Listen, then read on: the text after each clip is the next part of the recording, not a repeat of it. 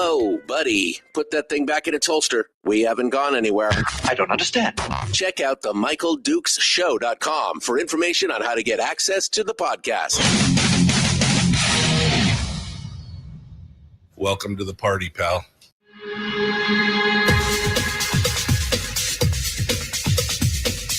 The Michael Dukes Show. The greed and the entitlement is astounding to me.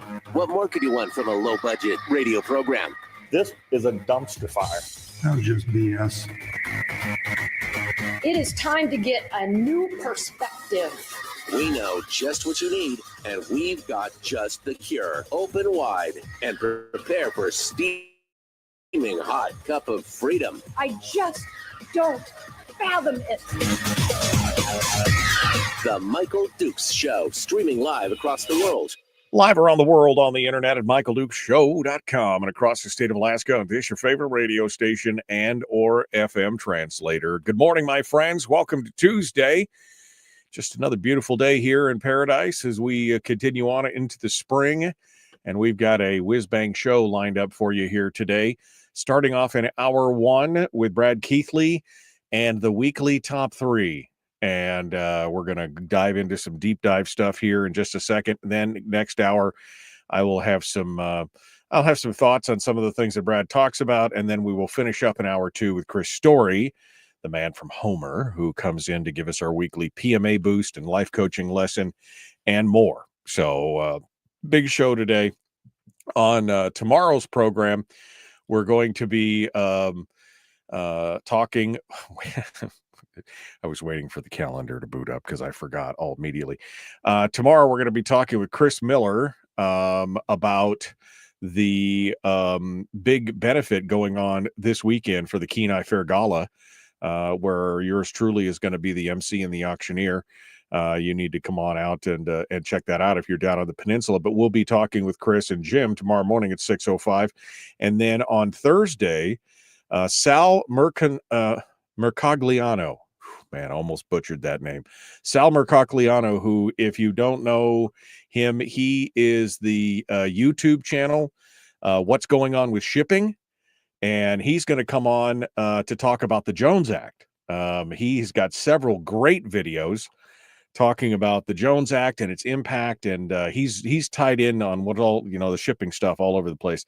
So we're going to talk with him a little bit about the Jones Act stuff and LNG shipping and some other things. So it should be an interesting take on Thursday. So there you go. Let's dive down into it for what is going to be one of the last Truth Tuesdays for the foreseeable future. I know the chat room just went, what? They're going to throw a party.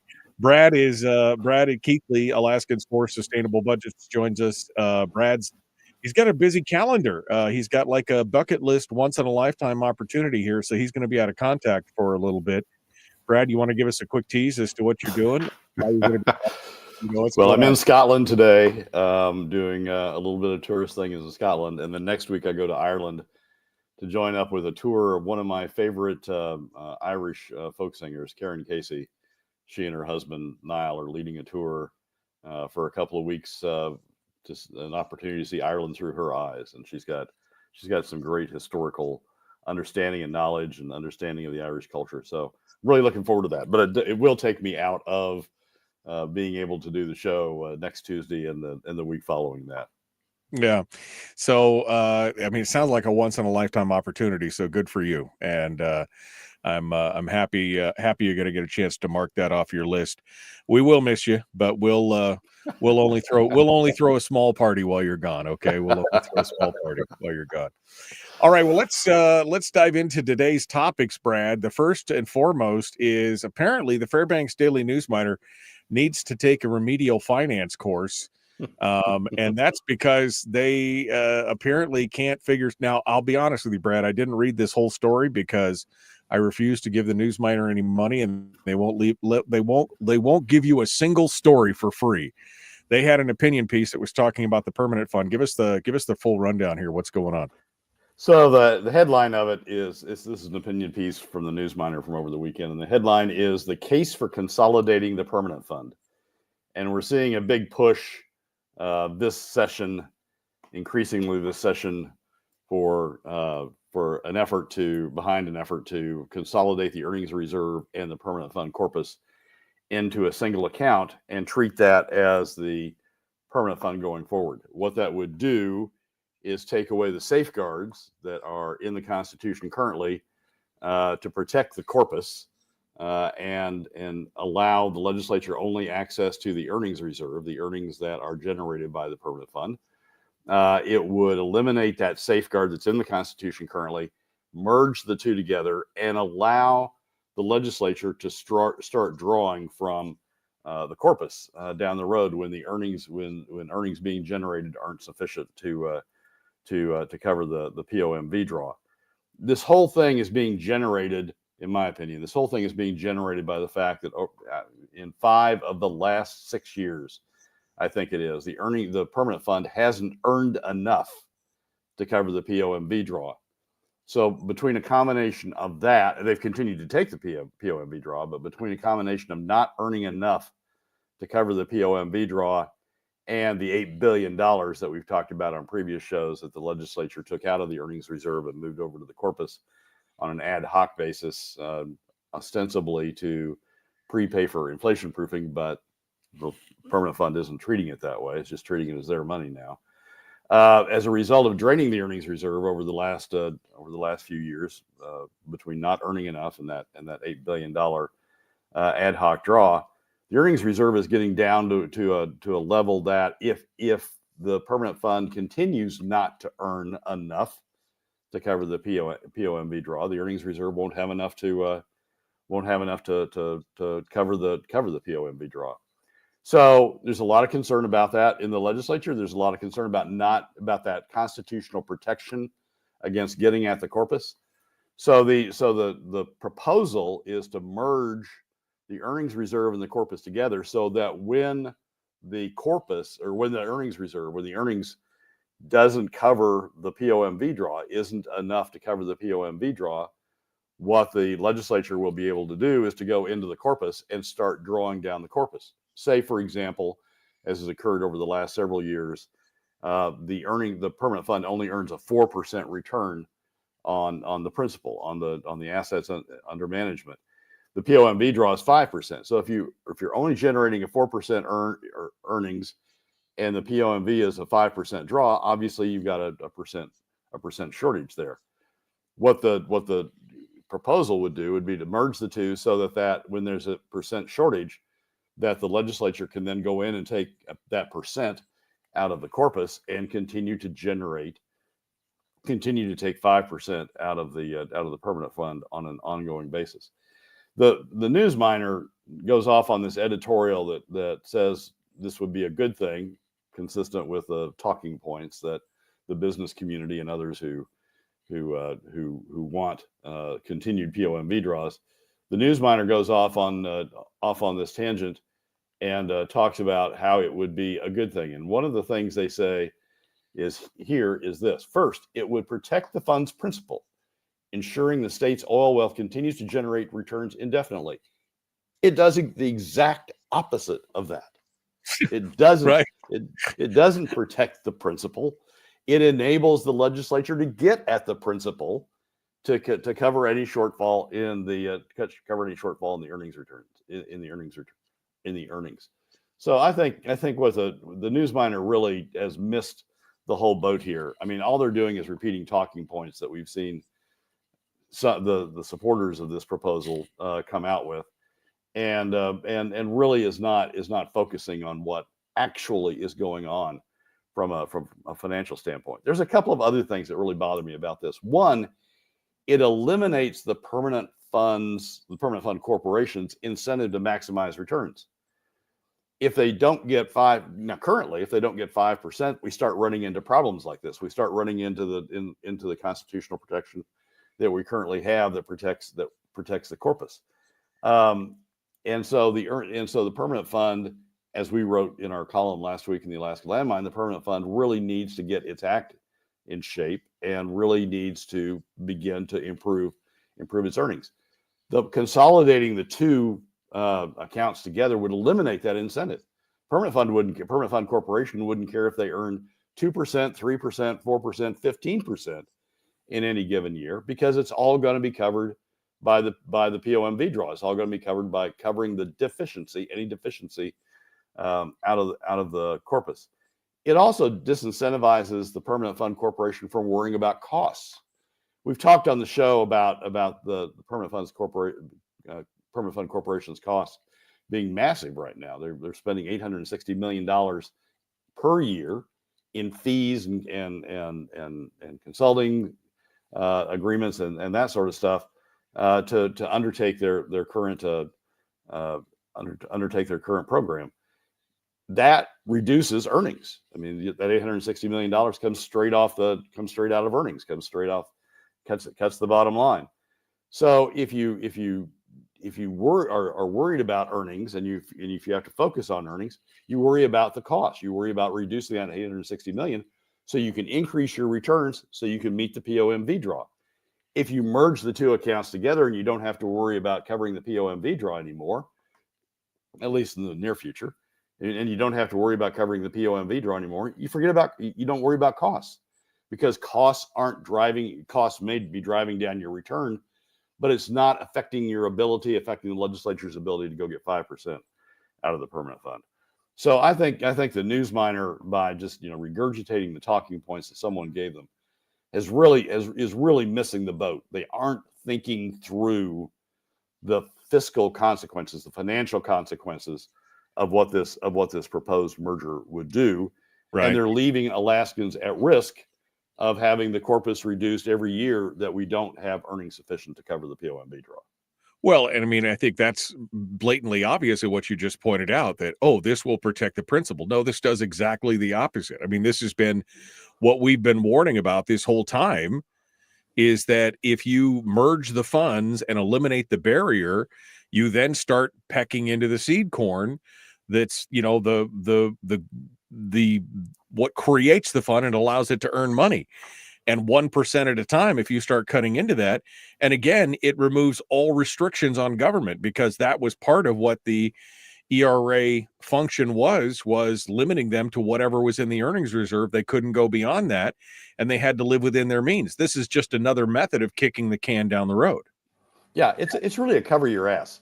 It's a cover your ass for the Permanent Fund Corporation when they can't get to 5% returns, either because they aren't following a good strategy in terms of developing reserves, or because their costs are way too high and eating their reserves.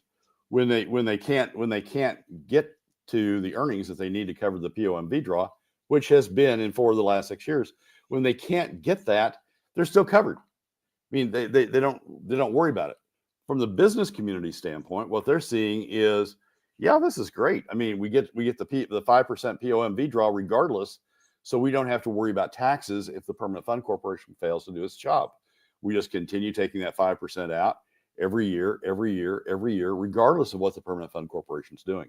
So it's really a cover your ass deal for the Permanent Fund Corporation in covering up the fact that they aren't generating sufficient returns, either as a result of failing to have good and a good investment strategy, or as a result of running costs that are way too high. It's really covering up the Permanent Fund Corporation's failure. Rob just said, and this is perfect, I think Rob wins the internet for today, it's not set up to protect the fund, it's set up to protect the spend. And that pretty much that's it in a nutshell right there. It protects the spend. It takes away all the barriers to any future spend, to any kind of, gives them no incentive to live within their means or to right-size government or do anything else. This does nothing more than protect the current spending habits, which, as we've talked about in this program, are the reason that we're here right now. Yeah, it protects the spend and it protects the Permanent Fund Corporation. It eliminates the incentives that the Permanent Fund Corporation has to do its job. And for those who haven't read it, the landmine column I did last Friday shows that the Permanent Fund Corporation isn't doing its job. It's running deficient on returns. It's not pursuing a return strategy. This is what they're doing. It's pursuing a return strategy that justifies paying $860 million in fees to their friends and neighbors to help them manage the fund. but it's not pursuing a strategy that maximizes the returns to Alaskans. And what this proposal would do is protect them from that ever being exposed or ever affecting the amount of POMV draw that the legislature can take. Brad Keithley, Alaskans for Sustainable Budgets, the weekly top 3. I've just posted links up to his landmine column talking about that permanent fund corporation and what they're doing. And of course, that covers what we've been talking about the last couple of weeks as well. You can go back and listen to the podcast if you want to get more on that. That does it for number 1. We're going to move on to number 2 in just a moment. Don't go anywhere. The Michael Duke Show, common sense, liberty-based, free thinking radio. We return with more right after this.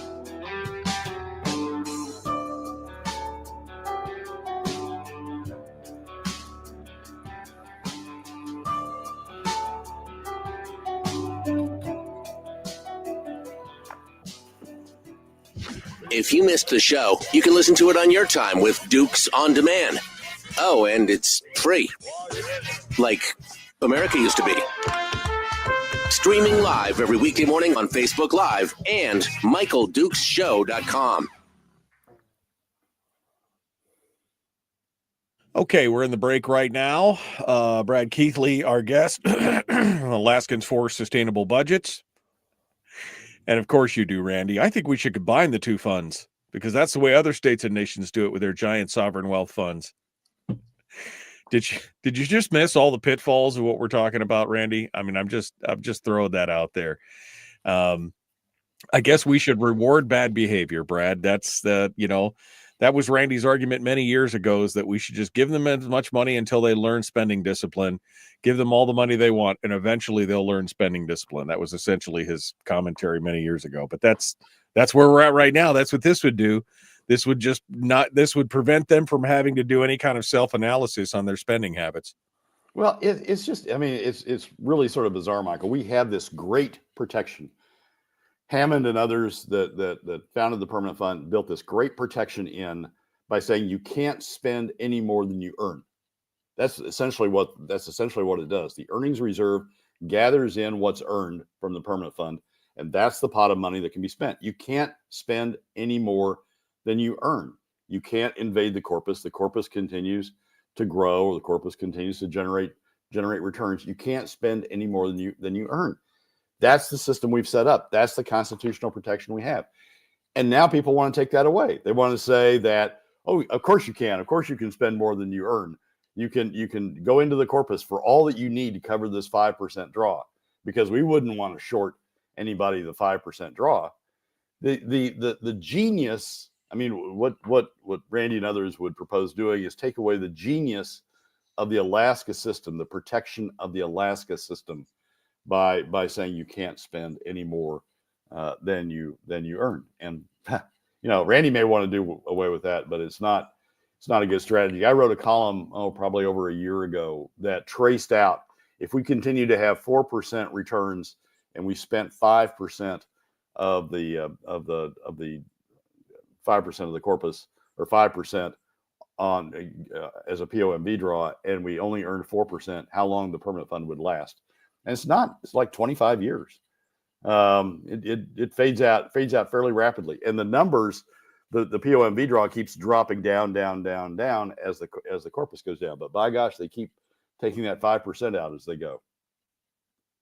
So yeah, it's a simple protection. You can't spend any more than you earn. Yeah, which I thought Randy would be in favor of, not spending any more than we earn, but apparently it's all good. All right, Brad. For those of you, it just took me a while to figure out. For all those of you who are wondering what's on Brad's shirt, it's a shoe. It's a tap shoe. Yep. Step crew. I was like, it looked like a mouse. It was like, what is that? It's like a computer mouse. It's a thing. And then I realized it's a tap shoe, the Step Crew. So did you go out and see them here? Is that what you? Yeah. They're a favorite group of mine, and they're Irish dancers, step dancers, on Ottawa Valley style dancers, and they have taps on Yeah. their shoe. So it's a picture of the bottom of their shoe. Bottom of a shoe. Yeah. No, it took me a minute to figure it out, and I was like, "What is the?" Because I could only see the top half of it, so I wasn't clear what it was. But I'm excited to hear. And it's Irish green. It is Irish green. Somebody said the green when you came on. They were like the green. But it's great. I mean, it's great. I'm just excited for you to be able to go out there and enjoy something like that. And to be able to follow it around like a what do they call it? A groupie. There you go. A groupie. He's like, following around like a groupie with some of these Celtic bands and things like that. That just sounds like fun. All right. Well, we're getting ready to jump into it. The next topic that we're bringing up with Brad has to do with DeLena Johnson and company choosing the oil companies over Alaska families. And I saw this piece and I immediately started shaking my head as I read through this piece, because it was just like, wow. Okay. Just wow. But this is the immediate snap reaction from many Republicans in the state right now. She is just kind of encapsulating that. And I think I think it's problematic. I think everything should be on the table. So we're going to talk about that here in just a minute. We will continue. Brad Keithley, Alaskans for Sustainable Budgets, the weekly top 3. Please like, share, subscribe, ring the bell, do all the stuff. Let's get to it. Here we go.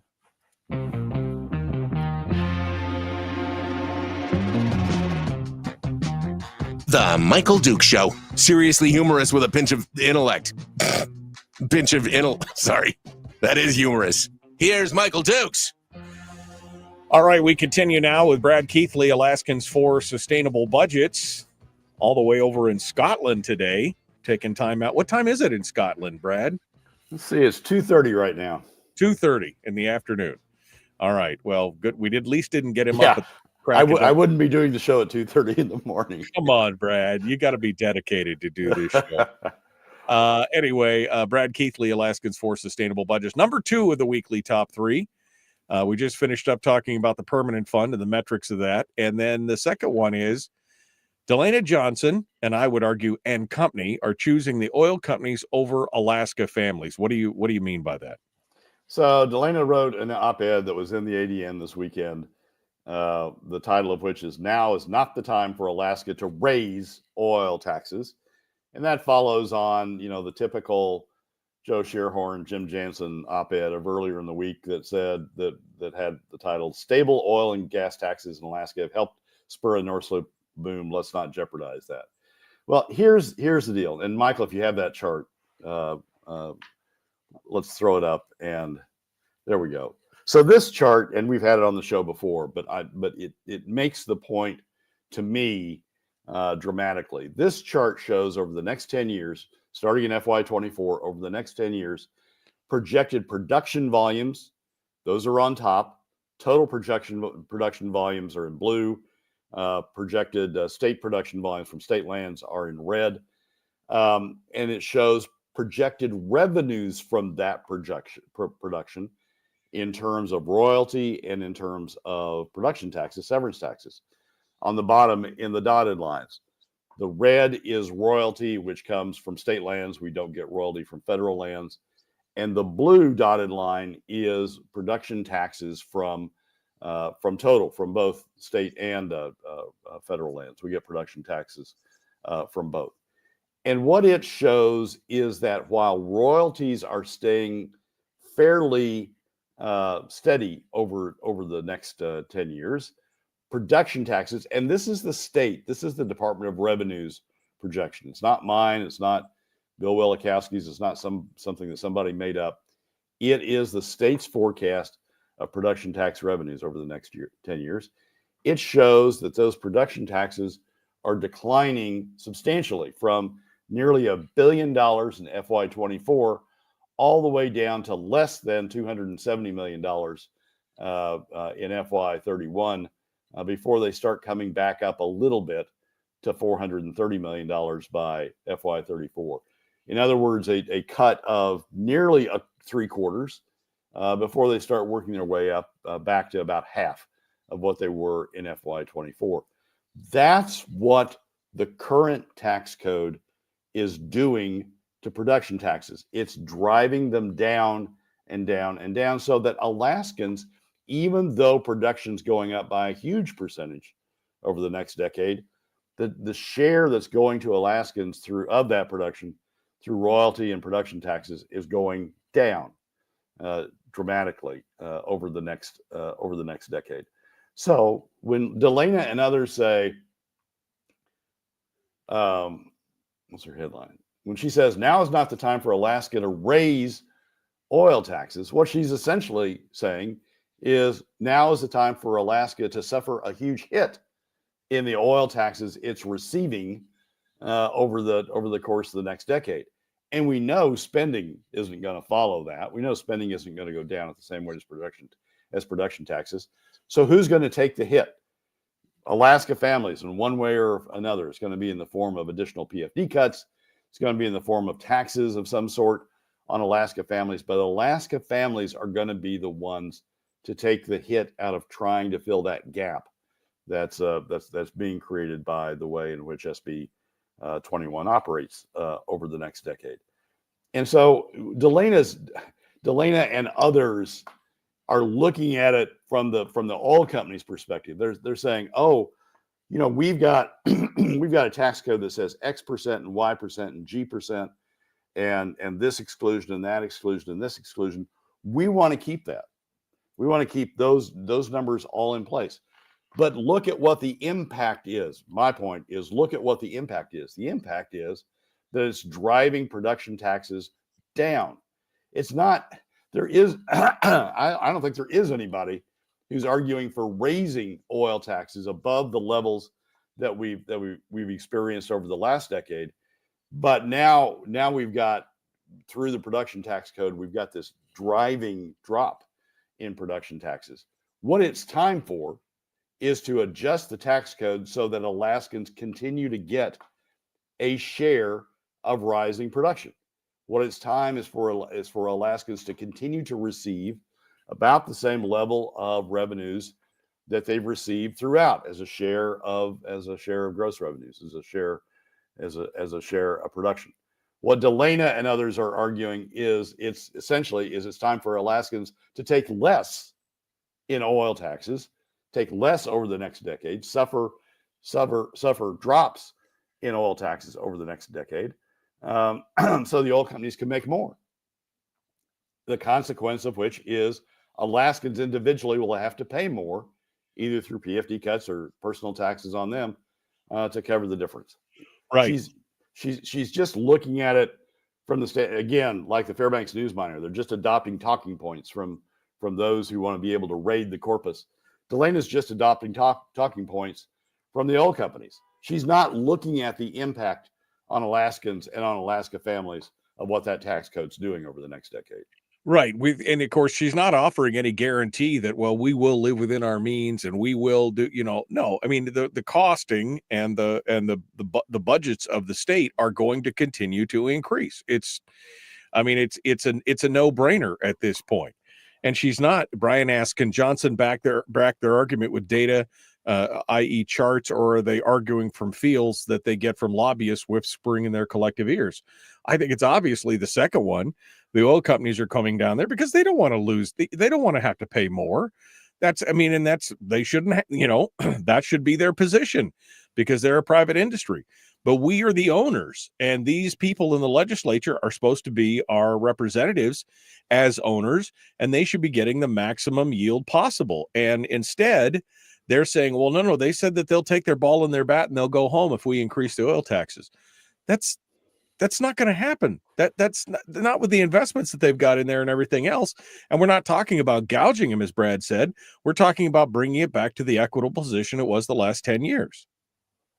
Yeah, here's the deal, Michael. I mean, Shearhorn and Jensen have a sentence in their argument that says something about after 5 years we'll start seeing the benefits of what we've done with production taxes.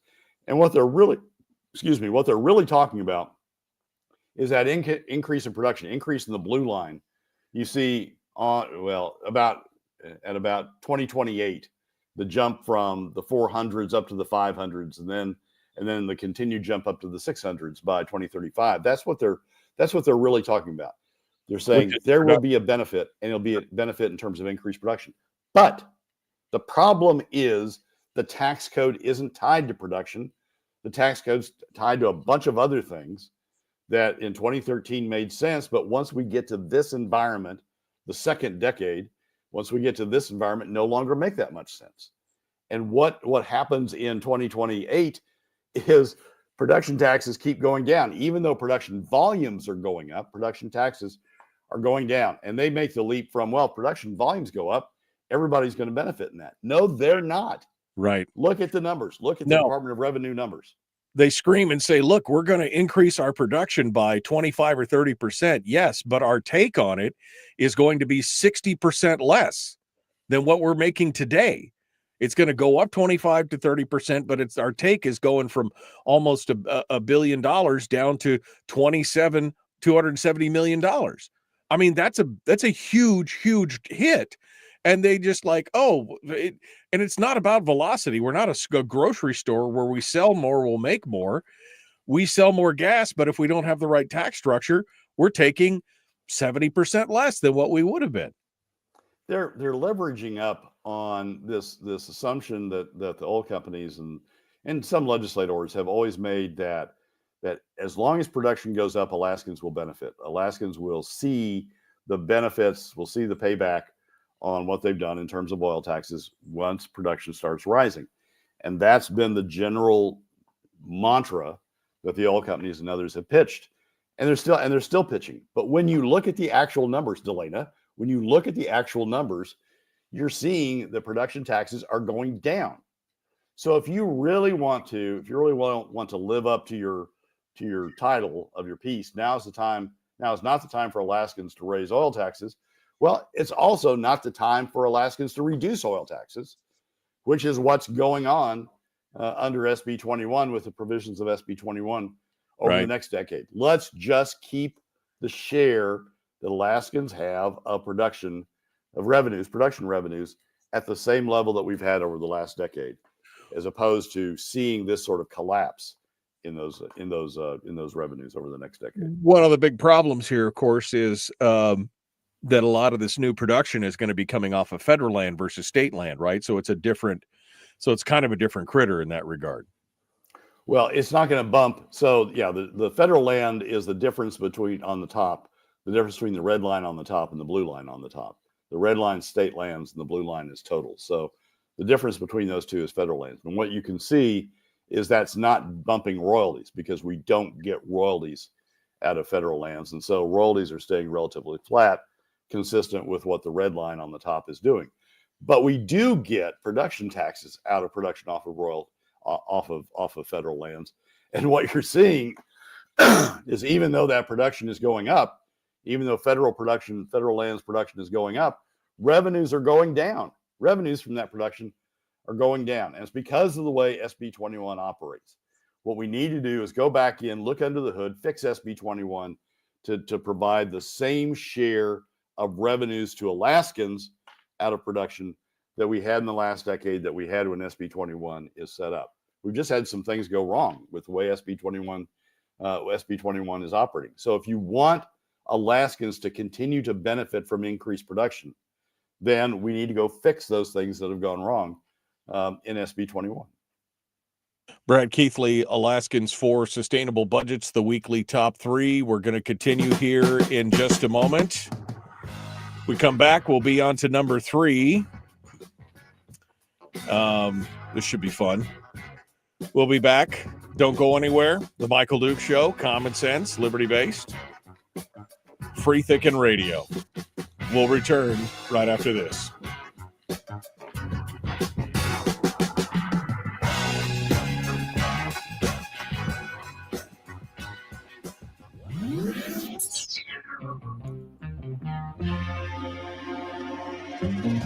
Listened to by more staffers in Juneau than any other show, because their bosses told them to.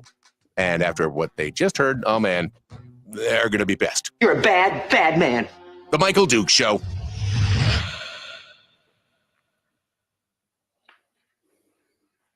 Brad Keithley, Alaskans for Sustainable Budgets, our guest as we're in the break right now. This chart kind of says it all right here. I mean, it really does. It just kind of lays it all out. This is the problem. And no, I agree with you, Brian. Brian said, can Johnson back her argument with data or charts? Or no, it's all about the feels or what the lobbyists are telling her at this point. Because that chart right there was enough to tell you everything you needed to know about what was going on with Alaska oil and the revenues and where we're going on in the future. It's astonishing.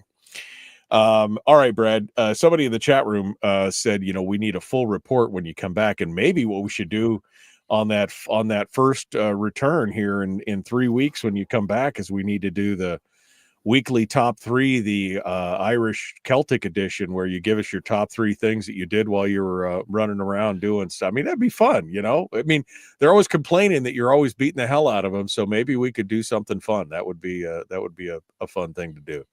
I'd be happy to do that. I'd be happy Now, to do that. You're in Scotland, and of course, the first thing that comes to my mind is: are you doing a distillery tour before you jump into this? Are you going to? Are you going anywhere? Speyside? I mean, are we doing Islay? What are you doing? No, we're in Edinburgh, and I've never done a deep dive into Edinburgh, so this is really the opportunity for the deep dive into Edinburgh. I've done the Whiskey Trail. I've done the Outer Hebrides and the distilleries out there. I've even done Orkney Islands, which are far to the north, and the distillery up there. So I've done my share of distillery tours over the years, and they're wonderful and they're fascinating, and if anybody's coming over, you certainly should take advantage of them. But this is more about the history and the culture, and so I'm deep diving in Edinburgh this time. Well, I love it, man. I just it's my wife would love to. My wife would love to go through Ireland and Scotland. I mean, I would too, don't get me wrong, but I think for her, it would be a dream to go through Ireland and Scotland and just really enjoy it. I tell you, these tours, these small tours led by musicians is a great way to do it, because what you have is culture and history during the day, tours of historical sites or cultural sites, or just tours of the countryside, geological sites, and then music every night. You have a performance by some musician, either the tour director, the tour leader, or various people that they arrange to come in and do the music at the night, all folk or traditional Irish. And that's a wonderful way to do it. You don't have to drive. I've done my share of driving in Ireland. It's a little challenging at times. You're on the wrong side of the road. They're very narrow roads. But you don't have to do the driving, but you still get to see all the stuff. And in the case of going with Karen, I'm really excited about it, because she's done a lot of work, historical work, on the role of women in Ireland, on the role of the revolution, the impact of the revolution, the 1916 Rising, the 1919 Civil War, or the 1919 War of Independence, and then the subsequent Civil War. And I'm really taken by that bit of Irish history, and I'm really fascinated to see it through her eyes, to hear her explain it, for her to share her understanding of it. So that's the way to do it. I mean, there's a lot of different ways to do it, but doing it on one of these tours, I think, is a great way. And is it one of those trips where you have to fly for days, or is it you just over the top, or how does it, what's the getting there like? It wasn't that bad. I mean, I started in Illinois. I was visiting my mother, so I started in Illinois. It was a one-day flight over to well, in the case of coming here to Edinburgh, it was a one-day flight to Edinburgh. And the flight back, I mean, the time zones are great coming back. You leave in the morning and you get back in the afternoon when you come back from Ireland. So it's not a huge undertaking to get over here. Okay. All right. Well, we're like I said, we're looking forward to a full report when you get back. That'd be fun. We can't all do it, Brad, so we have to live vicariously through you. That's what it's looking like right now. But it was, and the way it's looking with the legislature, it's not like these issues are going to be resolved anytime soon. No, I don't think they're going to be any different when I come back. Yeah, I don't think we're going to resolve these. Well, damn it, Brad. I mean, we've been talking about this for 10 years. I mean, you could have taken a 10-year vacation and come back and said, oh, wow, this is still going on? I mean, really? This is still happening? I could pick it up and say, like I said in the last show 10 years ago. Like I said in my last show with you 10 years ago, here's the problem. Did you see the report? Did you see the report in the landmine where the legislative leadership has told their members to expect to stay through June? I did not see that. No. To arrange for housing in June because they think the session is going to go that long. Well, from what I heard, they're holding all the spending bills in the Senate right now. They're going to do another turducken, is what it sounds like. They're going to hold everybody hostage. I'm hearing whispers that all the bills are being held by the Senate. So, I mean, again, they're just going to stuff it right down our throats again. It's crazy. Anthony's comment here, you can read that, Brad, while we go back here. I'm about to jump back into it. I think I agree with Anthony on this. All right, here we go. The Michael Duke Show. The Michael Duke Show. Not your daddy. Wait, sorry. Not your daddy? Ooh, not your daddy's talk radio. Whew. I was scared for a second. Thought we were going down. Here's Michael Dukes and the show. All right. We are coming back to Brad Keithley, Alaskans for Sustainable Budgets, the weekly top 3. We're on to number 3, although I was just going to make a comment on Anthony's comment in the chat room. He said the most frustrating part is that everyone can clearly see we're on a sinking ship fiscally, and the crew is telling everyone to remain calm. But the captain refuses to return to land, and instead of doing the same thing, it lets hubris kill us all. I mean, that's kind of where we're at right now. I wouldn't disagree with that, Brad. I mean, that's kind of par for the course at this point. No, it is, Michael. Everybody's out for themselves. In the case of the last segment that we talked about, the Permanent Fund Corporation is out to protect its ass by being able to continue to pay all those fees to its consultants and eliminate any incentives to have higher earnings. The business community is out to save its ass by having, the continued POMV draw, regardless of what earnings are. Everybody's trying to save themselves. And yeah, unfortunately, it's Alaska families are getting screwed in the process. Yeah, no, exactly. All right. Number 3 in the weekly top 3. Notice how you haven't heard a lot about Cook Inlet gas. All of a sudden, it just seemed like that disappeared like right off the table.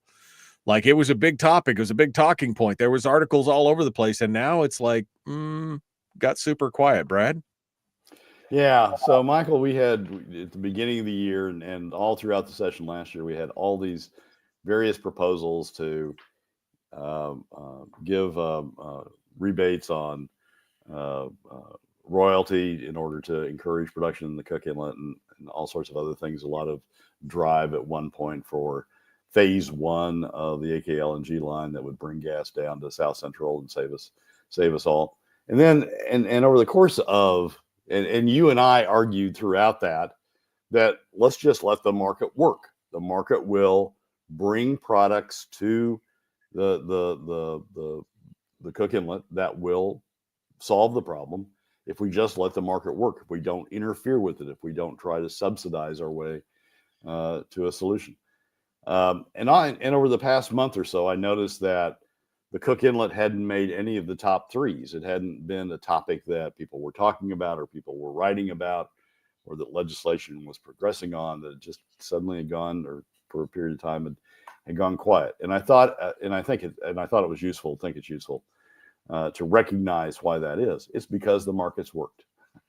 There's an op-ed piece in the ADN from this past week that was written by Arthur Miller and Mark Wiggin of Chugach Electric Association. And it says, what we're doing, the title of it is What We're Doing to Secure a Natural Gas Supply for South Central Alaska. And it goes on to talk about the deal that they're working with Marathon Petroleum Corporation, who owns the Kenai refinery, certainly, but also owns the Kenai LNG plant that sits next to the refinery.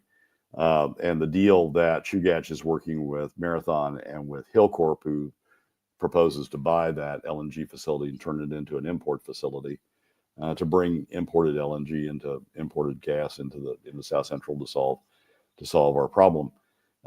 And the progress they're making on it, and they're making a lot of progress, and they're making progress on it in the time frame that Chugach that gas to avoid the gap.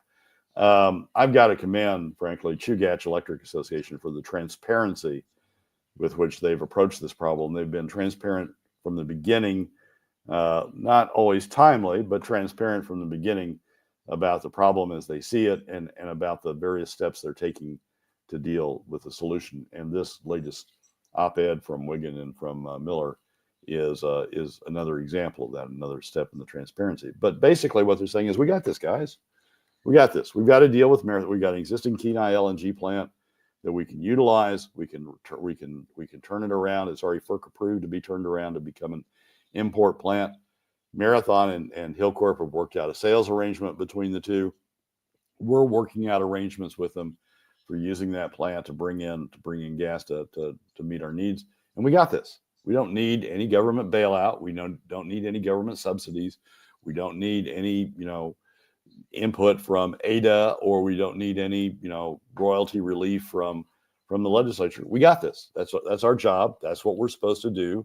We're supposed to cover our gas supply. We got it. We're doing it.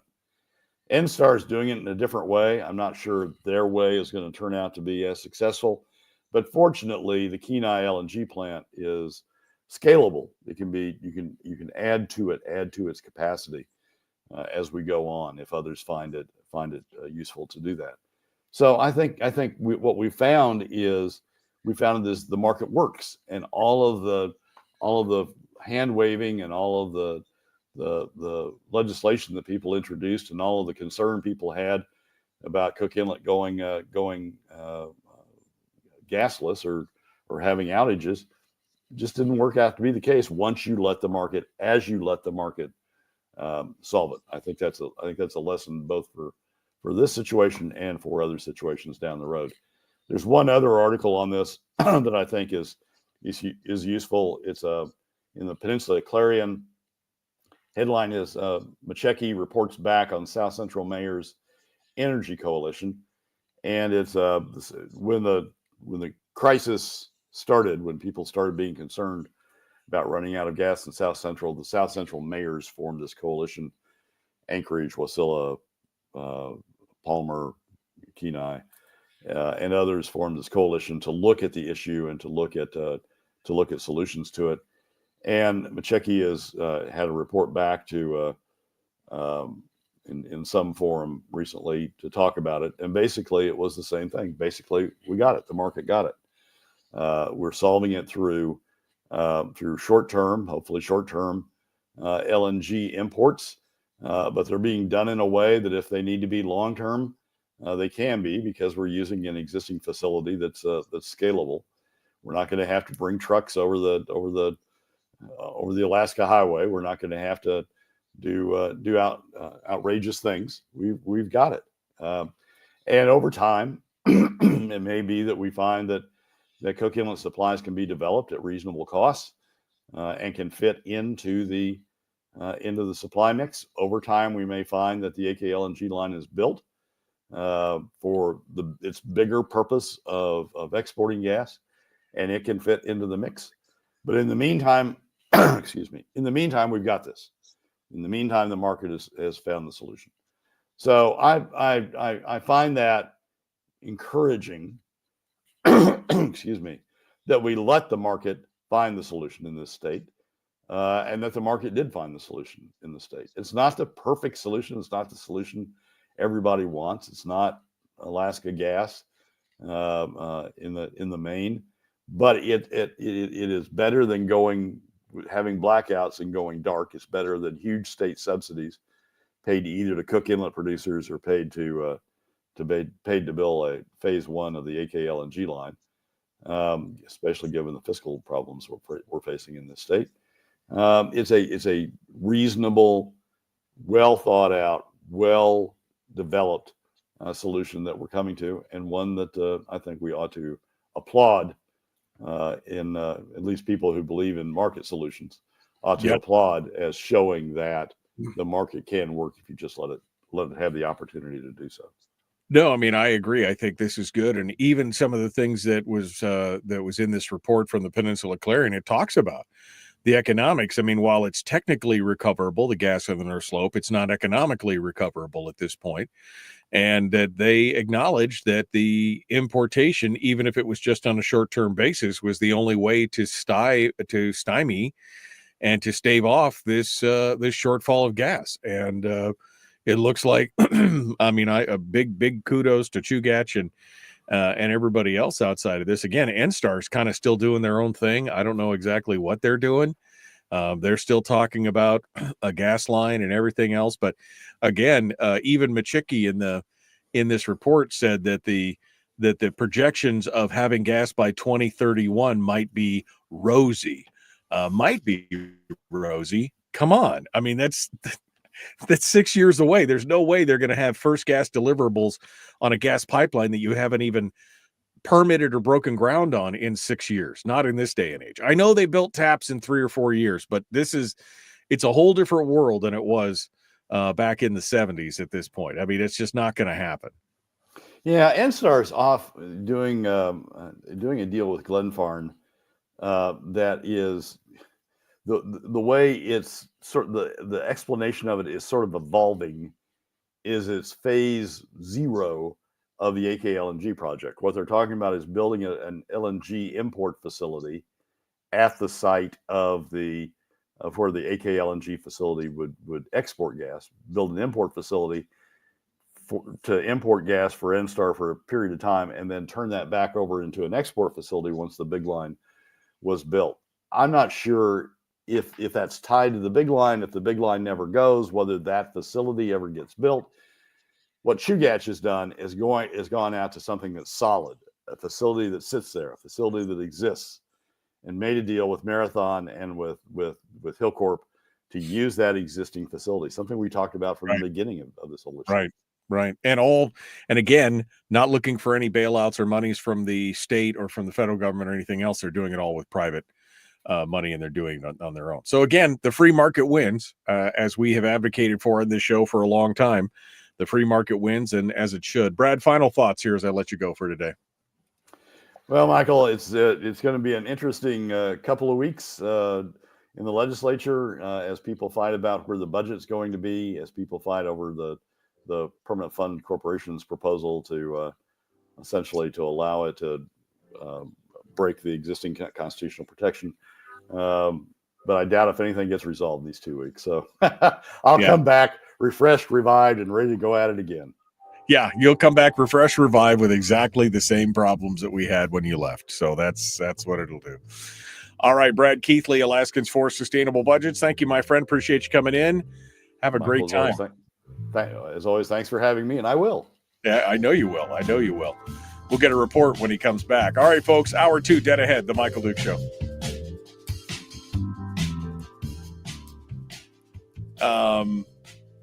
I know this has been floating around. Rick was like, Taiwan signed on. Taiwan just signed a gas purchase agreement. They didn't sign on for the pipe. They didn't sign on to build any line. They just raised their hand and said, sure, we'd love to buy gas from the pipeline when it's there. But this is the same kind of thing we've seen since the Walker administration, right, Brad? I mean, he had contracts in hand from Japan and other places. Well, sure, if you build it, we'll buy gas from you. But I mean, that's an easy sell because I'll sign it.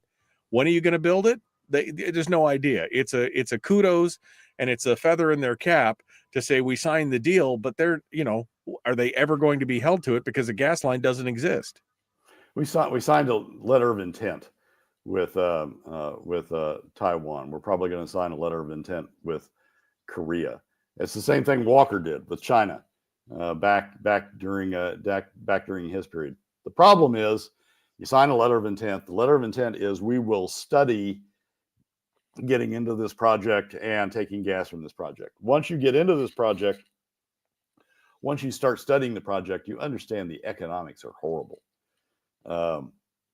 The economics of building that line, the economics of making the commitment to buy the chunk of gas you have to buy for the period you have to buy it to pay that line off is horrible. There are much better deals elsewhere in the world. So what's really going on, in my opinion, is they're signing these letters of intent so they can tell Trump, yes, we're trying. We're looking at it. We're studying it. Don't take it out on us. We're trying to be good good neighbors. We're trying to be good customers, and we're we're digging into it. But we can't do anything that's not in our economic interest. So we need to study it. And just like Walker's deals with China and the others did over time, they'll fade out. We'll barely notice when they expire because it will become obvious that it's not economic. So I take these letters of intent that they've entered into with a grain of salt and say, yep, I understand why they're doing that. I understand the political nature of it, but I'm going to wait till you show me the dollars. Show me the actual dollars, right. That you're spending on this stuff. The actual 40 billion or 60 billion or whatever it might be by the time you do the evaluation again. Show me those dollars, and then I'll get excited about it. But up until then, it's just Walker phase 2. Well, because again, I mean, I think Rick asked a good question. How do they recover their cost invested? I mean, even if they did pledge billions of dollars to do it, how do they, a sovereign nation, how do they recover their costs in that? I mean, is it free gas? Is it, what is it, how is their cost recovery work? I mean, it seems very amorphous to me. Well, what it is they invest in the line. I mean, the theory is they invest in the line, they get tolls, payments for the usage of, as an investor, they'll receive a portion of the revenues or a portion of the profits from the operation of the line. So it's an investment by them, just like it would be an investment by a private company, and they would enter into contracts to buy gas at competitive prices. And so they get a gas supply and they get a return on their investment through the tolls from the pipeline. But the problem is the tolls from the pipeline are going to be pretty low.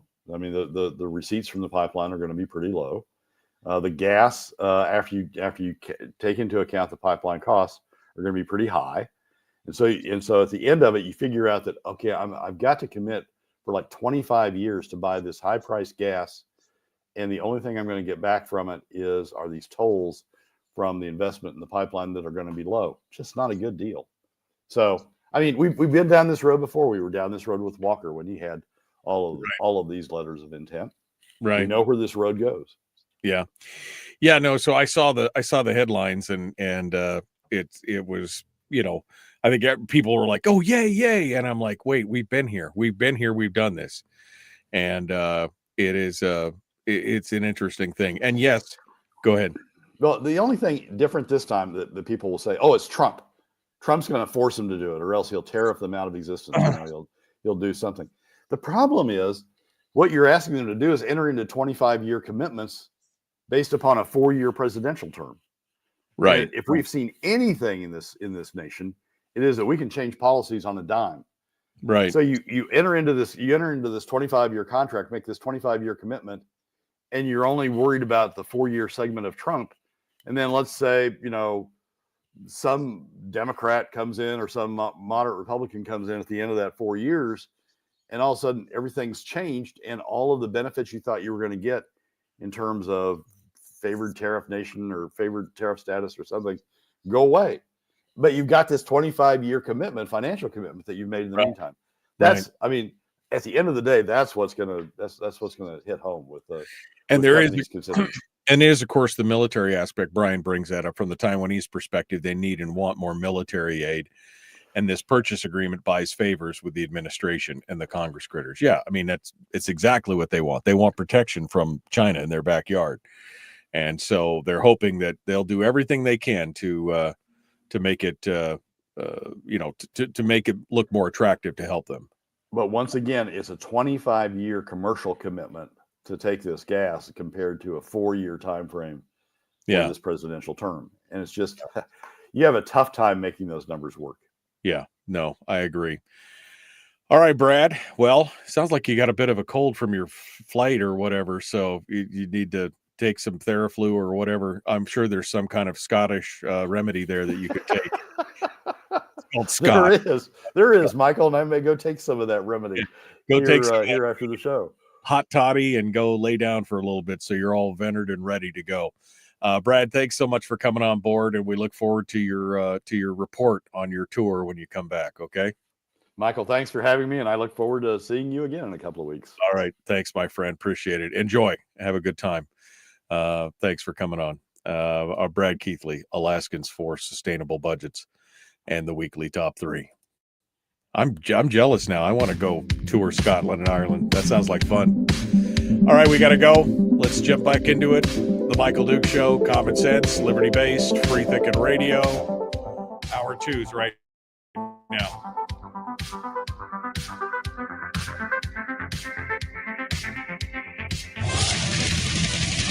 Whoa, buddy. Put that thing back in its holster. We haven't gone anywhere.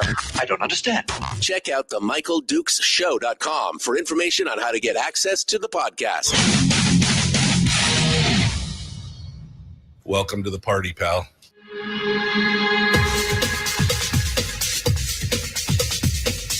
The Michael Dukes Show. The greed and the entitlement is astounding to me. What more could you want from a low-budget radio program? This is a dumpster fire. That was just BS. It is time to get a new perspective. We know just what you need, and we've got just the cure. Open wide and prepare for a steaming hot cup of freedom. I just don't fathom it. The Michael Dukes Show, streaming live across the world. Live around the world on the internet at michaeldukeshow.com and across the state of Alaska on this your favorite radio station and or FM translator. Hello, my friends. How are you doing? Are you ready for another beautiful day? Here we are on this Tuesday edition of the Big Radio Show.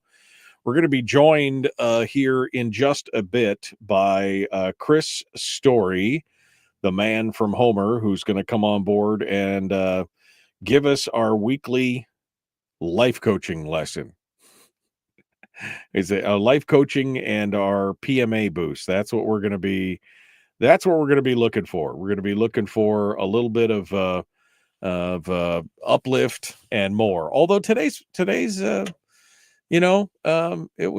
was not a bad show. I mean, it was a little bit, but now Brad's not going to be here for 2 weeks. Oh, so now what am I going to do? Well, we're going to have a good time. And then when he comes back, he's promised to give us I guess all that happened in the break, didn't it? So I didn't tell you. Brad is touring Scotland, and he's about to join up with one of his favorite Celtic singers for a small guided tour by her throughout Ireland. And then so they go through and they tour the cultural sites and the big geological points of interest and, castles and everything else. And she gives them a full tour with a bunch of insights and everything else. And then every night is spent listening to, Celtic music. It's music every night. It's touring every day and music every night. And it's all in a little but a little small group of folks who are going around there. So Brad has said he will give us his weekly top 3 when he gets back, but it will be the weekly top 3 from his trip around Ireland. So we'll hold him to that because, that's probably more interesting than going and rehashing some of the same stuff that we've been rehashing on this program for the last 10 years. We really are to the point now, folks, where if the folks in the legislature aren't seeing what's going on, it's willful blindness, right?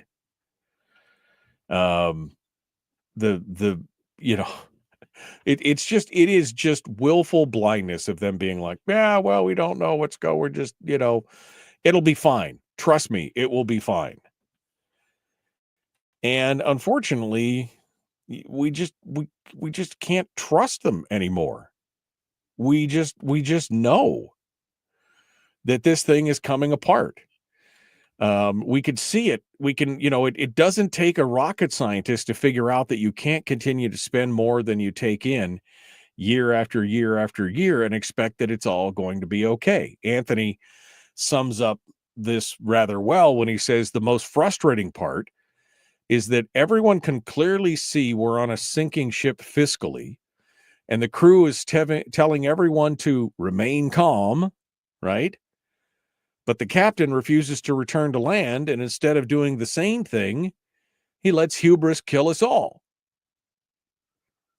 Which is, that's also a very visual analogy. I mean, I use the train one, but that one's also very good.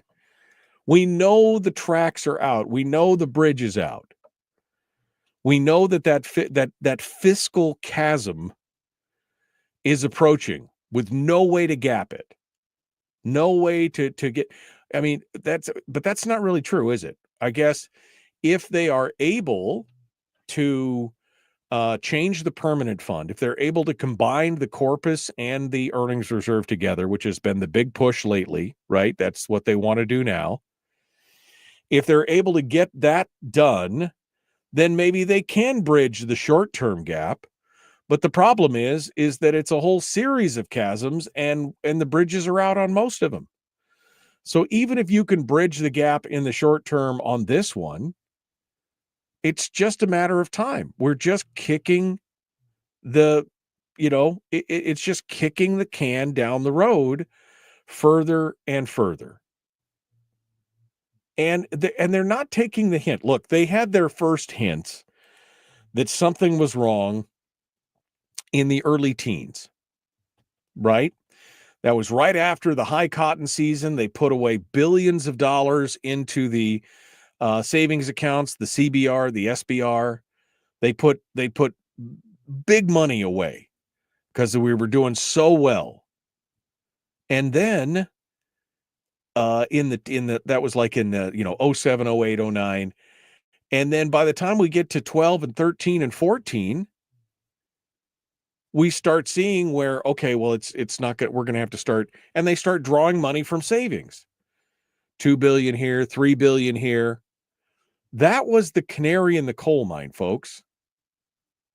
That was the canary in the coal mine. That was the time and the opportunity for the state to say, and our leaders to say, this is looking pretty rough. We're having to draw from savings every year, and we probably should get our fiscal house in order.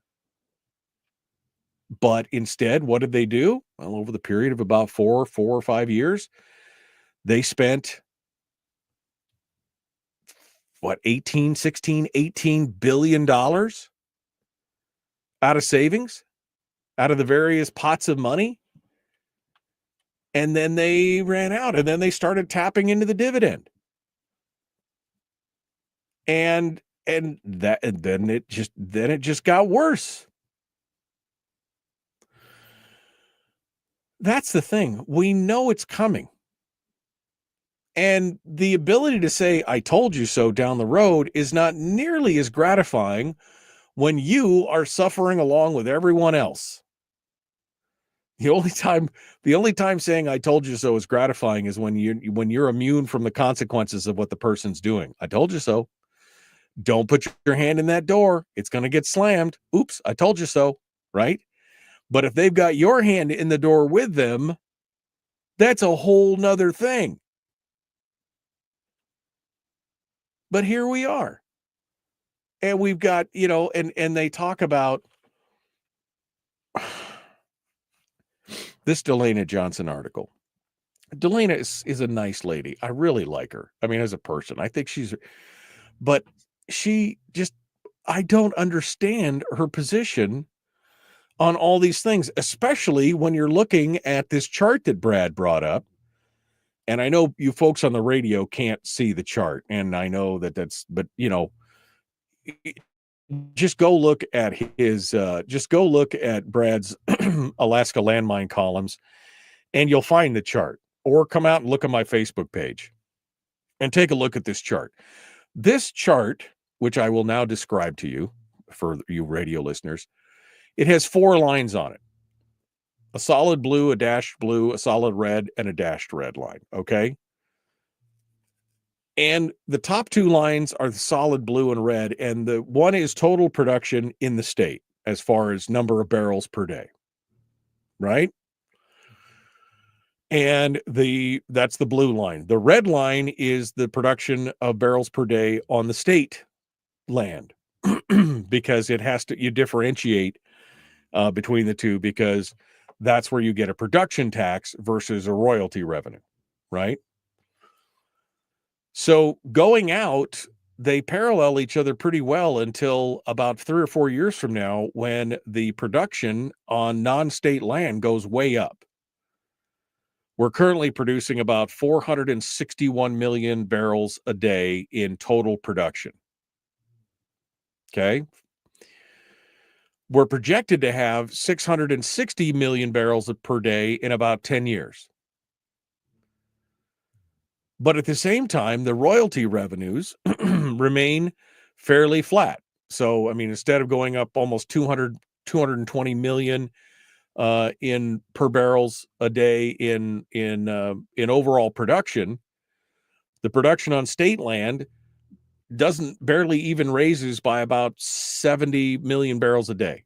So less than half of what the overall production increase is going to be. But at the same time, on the bottom line, where the dashed red and the dashed blue line are, that is the royalty revenues, and then it is the production tax revenues. Now, royalty revenues remain pretty flat over the next 10 years. We're at about $1 billion, 1.15 billion. It dips down a little bit going over the next couple of years, but by the time we hit 2034, it's back to about 1.06 billion. So it remains relatively flat. But the production tax revenues start at just under $1 billion today and crater down to $270 million by 2034, and don't even recover by 2031, and they don't even recover by 2034. They're at half. They're less than half of where we are today in production tax. So our overall production will increase by a good 35%. And yet our production tax revenues will decline by more than 60%. This is based on the Department of Revenue's numbers. This is not Brad making stuff up. This is just taking the numbers and putting them on a chart. So this is stuff that the legislators have access to. And they keep going on and on about how, this expanded production, this increasing production is going to be great. Except for we, as owners, are taking in significantly less money in the future than we would be if we revamped the current tax structure. You don't have to blow it all out of the water. You just got to refactor it a bit. But they act like these oil companies are going to pick up their ball and bat and go home and go somewhere else. It's unlikely. I mean, even if it did happen, somebody else will come and pick up those pieces, because they've invested a ton of money in the infrastructure and everything else.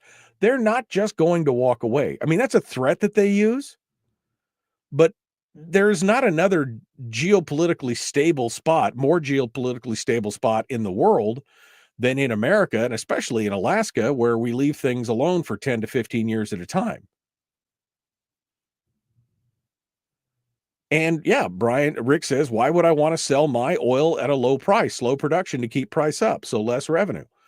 But again, they can't do that because they're so concerned about making sure that they've got all the money they can pump out of the ground now, and they want to spend every dollar of it. This is part of the frustration that I'm sure many of you feel. I certainly feel it. I certainly feel it when I come back to this microphone every day and it's Groundhog Day and it's the same thing that we've been talking about over and over and over and over and over and over and over. Right?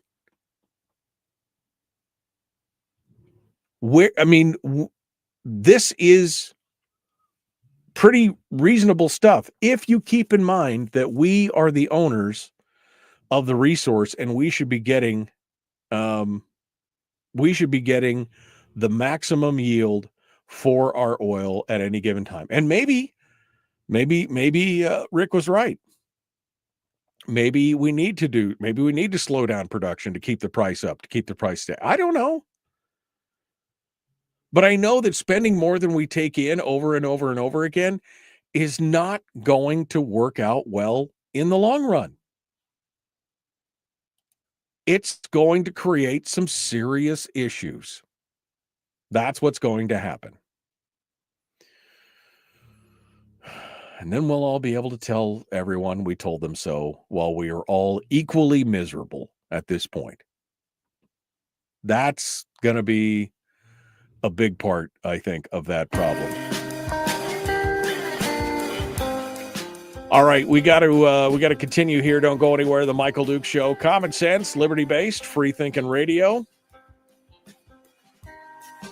We got more coming up, including this new House resolution, which there appears to be a lot of hand-wringing over. To which I say, yeah, I know. All right, we're going to continue the Michael Duke Show, common sense, liberty-based, free-thinking radio.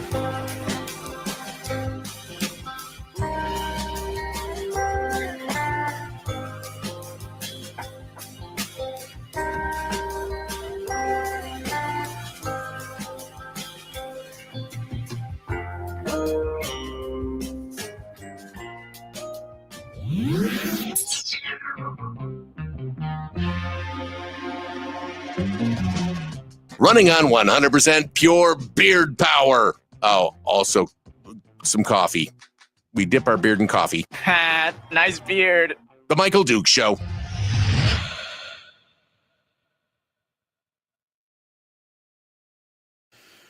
Okay, fine. Where are we? We are here. Where are we here? All right. Okay. Rob says, who is the owner? Is it us Alaskans or the state? By cutting and ending the permanent fund, the state has cut us off from the proceeds of the oil. We're not the owners anymore.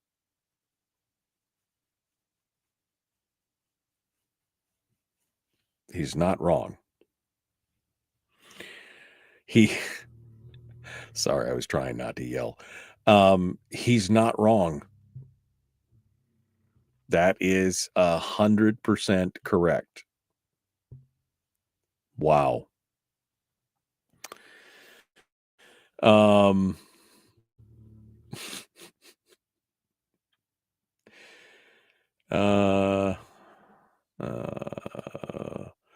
Delete and block. Brink. Delete. There you go. Rep McCabe wrote a good article this morning, about how the way the vote went. Where did he write that? Did he write that in Must Read? I saw his post on Facebook. Is that what you're talking about, Terry? Or did he write another article? It must be his Facebook post. All right, let me go back over to his Facebook post because I did want to touch on this. Here it is. Here it is. Right here. Okay. All right. So I will, I'll read that comment as well. But, yeah, it just astonishes me, some of the hand wringing that is going on here. Tim says, do we need to push the crates of tea into the harbor to give them a hint? The thing is, Tim, I don't think that there's enough people in this state who give who care. Right? Well, I just don't think that there's enough people who care in this state. It's you and me and, 70 of our closest friends here, but nobody else seems to. They're just fat, dumb, and happy. Jeannie says, what does your shirt say? My shirt says, eat, sleep, radio, repeat. A friend of mine got that for me. says, eat, sleep, radio, repeat. Luckily, we're not on the air, Melissa, so I didn't get an FCC violation. It's all fine. I didn't even follow through, so there you go. Sourdough Seal says, well, thanks for that realization, Mr. Myers. It's very true, though. Yeah. I agree. Sourdough Steel also said, you can't give a drug addict more drugs. I can't fathom how anyone can think giving them more money will solve the problem. There are plenty of people out there who believe that, though, Sourdough. There are plenty of people out there who believe that, including Randy. Randy believes that. Randy believes we should give them more money.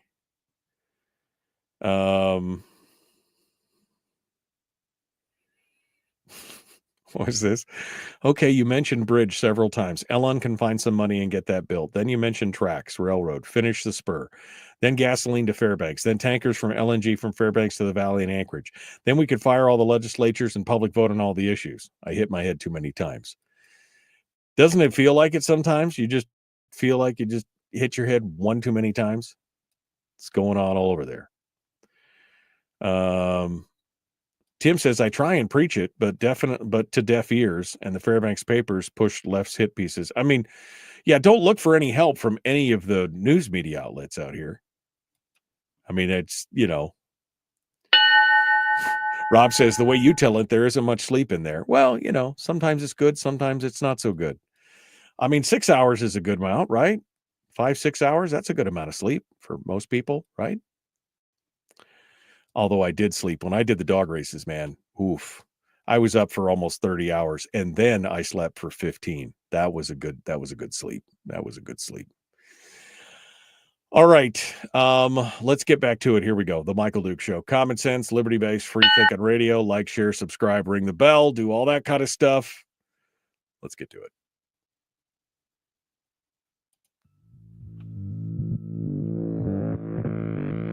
Public enema number one. Oh, wait, sorry. Public enemy number one, which makes more sense. On the other hand, he's a little bit of a pain in the Michael Duke Show. Okay. We've got about 10 minutes here or so before we have to jump over to our friend Chris Story, the man from Homer. And we're going to talk about some things, but I just, I had to look at this. This is the tale of two. You know what? Let me duplicate this here. It's the tale of two different legislators, two sides to every story, et cetera, et cetera, et cetera. Because yesterday there was a vote on a House joint resolution. And two legislators voted two different ways. Now, the Must Read Alaska has got an article up here. Suzanne wrote an article. That's, a little bit of hand-wringing here. And the headline reads, 33 Alaska House members raised the white flag to Canada and turned their backs on President Trump. I mean, it's a little bit hyperbolic, right? I mean, come on. It's, they raised the white flag to Canada. And so there was a resolution that was put forward talking about the trade war. And they have raised the white flag to Canada, and they may have raised a red flag in the White House. It's talking about CSHJR 11, which is Committee Substitute HJR 11. And it's a House joint resolution. So the first thing I want to point out is that it is a resolution, which essentially means nothing. It does not have the force of law. It does not do. It's basically a statement of it's not even really a strongly worded letter, right? It's just a statement that the legislature believes X, Y, or Z. Now, it was introduced by House Majority Leader Kopp, and it passed with a 33-4. The only 4 members voting against it were Jamie Allard, Mike Prax, Bill Elam, and Kathy Tilton. So good for them. I probably would have voted against it simply because it's a resolution and nobody cares about your stupid resolution, right? Now, I know Rob Myers is in the chat room and he's got that resolution about the Jones Act, and I would vote for that one just simply because. But this one is like, okay, I mean, again, resolution. I remember when I was on the borough assembly in Fairbanks, we would have these resolutions that would come up and it would just be without objection. It'd just be like unanimous consent. I'd be like, yeah, whatever. Yeah, whatever. Yeah, whatever. I mean, wouldn't even barely hit the agenda, and it would just be like without objection, kind of thing. For the most part, there was a few that I thought about, but I mean, it's not a law; it's a resolution. It's a good opportunity to talk about certain things. The discussions on these kind of things, you could talk about them, but this whole idea that somehow that they've waved the white flag to it smells like hyperbole. It's just horrible. Anyway, so while they didn't quote or name Kevin McCabe by name, apparently Jamie Allard got mad enough that she made some kind of comments on Facebook somewhere, which I haven't seen, but Kevin references them in his comment. Both Kevin and Jamie both posted Facebook posts talking about the bills. Jamie said, today I voted no on House Joint Resolution 11. President Trump, immediately upon taking office, signed historic executive orders to help Alaska and undo the damage of the prior administration. He singled Alaska among all the 50 states out for his help because he knows how much damage was done to us. His executive orders position Alaska and our nation for prosperity and greater national security. Alaska has never had such a president who was so pro-Alaska in all our state's history. Sadly, the House turned their back on him and passed H.J.R. 11, which counters our president's strategic policies. I consider this resolution to be misguided and anti-American, and I surely hope our president does not lose confidence in Alaska's ability to be strong and pro-American home patriots who put America first.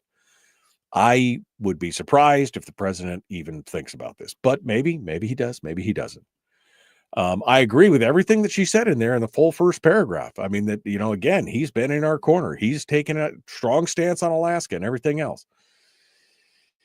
This doesn't do anything to counter our president's strategic policies. It doesn't do a thing to counter the president's strategic policies. It's a resolution. It does nothing.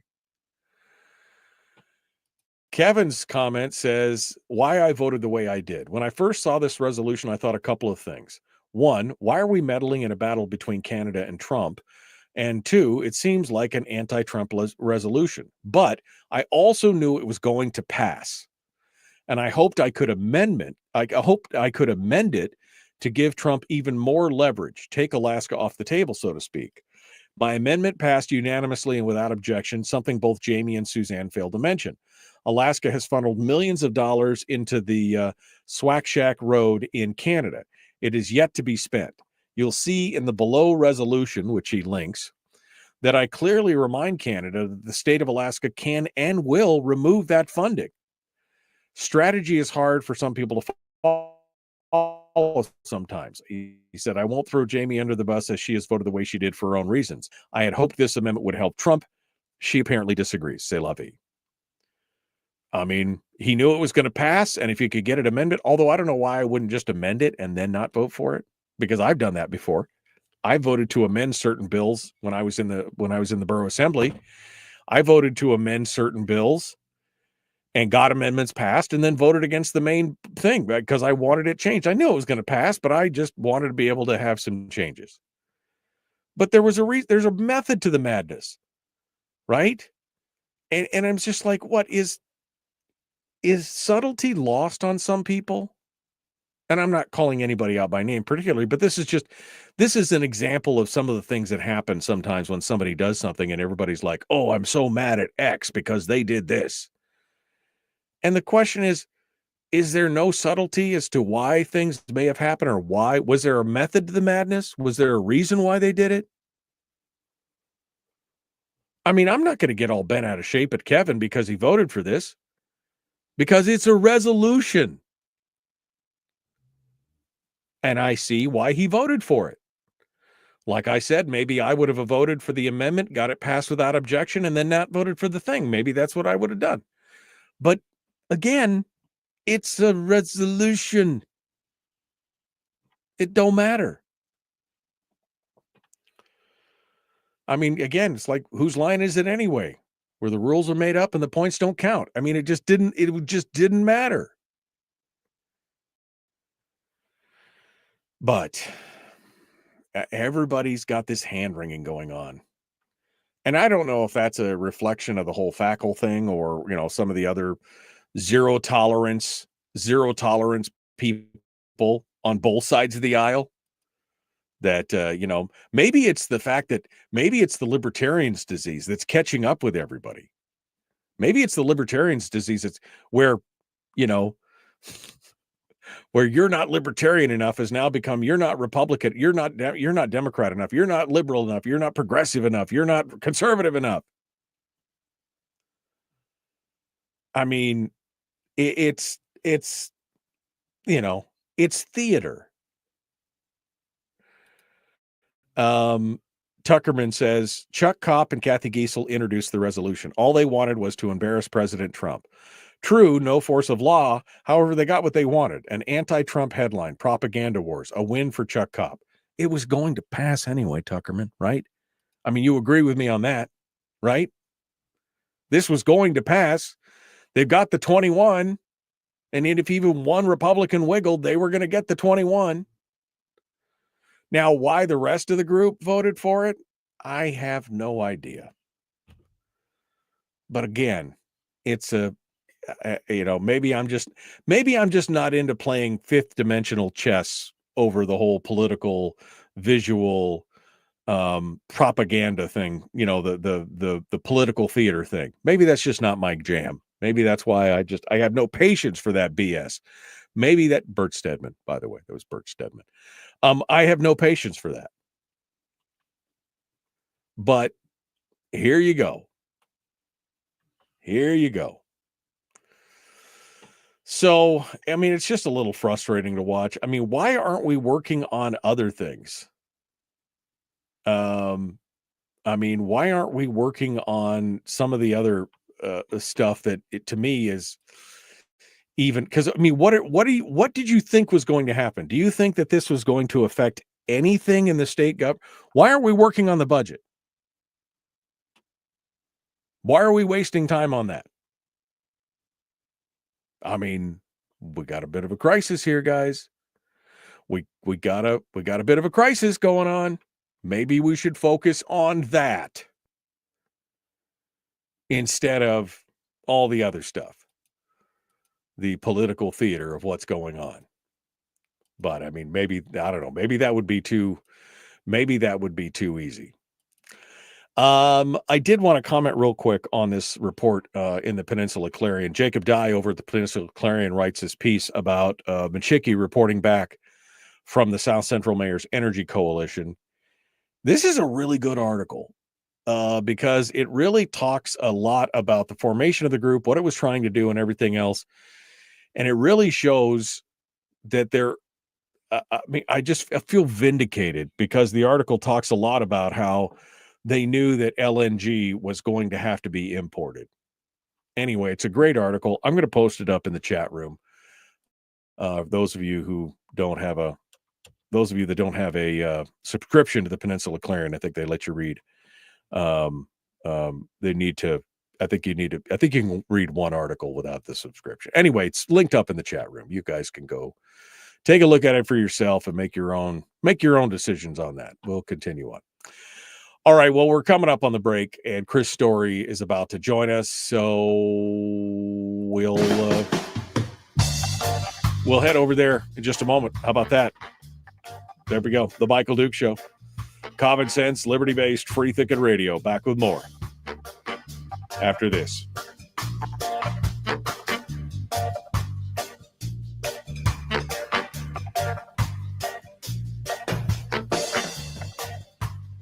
If you missed the show, you can listen to it on your time with Dukes on Demand.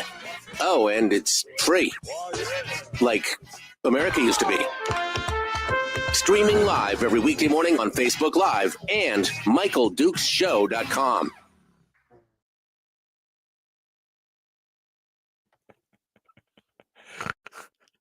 If you quote Stedman, you need to do the walrus. What's the problem, Bert? That was just BS. It was just BS. It was just BS. That was the walrus.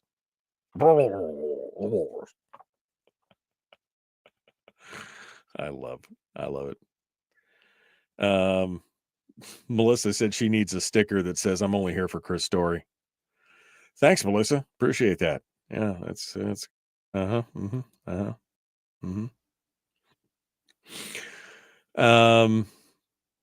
Oh, by the way, Melissa, I love how you get me to take a picture with you with my tongue stuck out to send to Perry, and then you post it on social media. My wife is like, "What are you doing?" I'm like, "What? What are we talking about?" She goes, "You get this picture with Melissa sticking your tongue out." I'm like, she was sending that to Perry. I had no idea that it was going on social medias. Don't ever trust a woman with a phone, is what I'm saying. Don't trust a woman who says, "Oh, sure, I'm just going to send this to a few friends." When have you heard that, right? When have you heard that?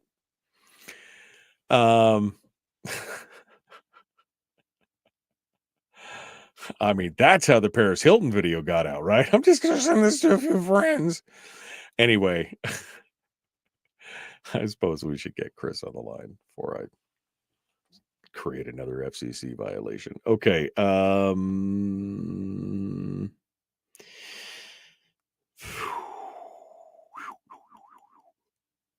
Here we go.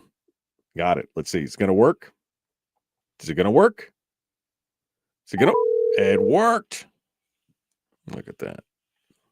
It worked the first time. First time's a charm, baby. Now, first off, I know you probably want to ask me something, but don't pick on Melissa.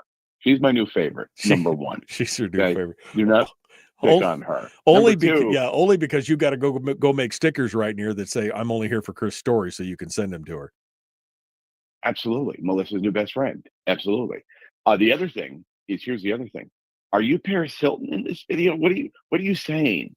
What's happening here? You're comparing yourself to Paris Hilton. Did I hear that correctly? No, I don't understand what's happening. I was comparing the situation to Paris Hilton, like, "Oh, I'm only going to take this. I'm going to take a video, but I'll only share it with a friend or two." Next thing you know, it's out on the internet, right? That's what I was saying. Yeah, I would have had a lot more respect, to be quite frank with you, if you had compared yourself to Berkowitz. Oh, Buttgate. Yeah, no, I suppose I could have done that. Yeah, I mean, that would have been more apropos. It would have been more, but this whole Paris, I'm flabbergasted. I'm just going to be honest with you. I don't know if I can even do the segment now. Oh, yeah, I know, because it's so hard to get beyond that visual of, because if I was talking about how my butt was hanging out, that would have been the visual that you would have been okay. So it's all good, right? But we all remember. Whatever happened to Berkowitz? You keep in touch with him? Yeah, no, I mean, I saw him. He was actually quoted the other day in an article.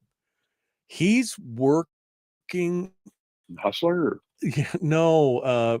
You read the articles in Hustler? Michael, I'm impressed. I know it's one of those things. What was the thing that he did lately? Because I just saw it and I was like, oh, he's still around.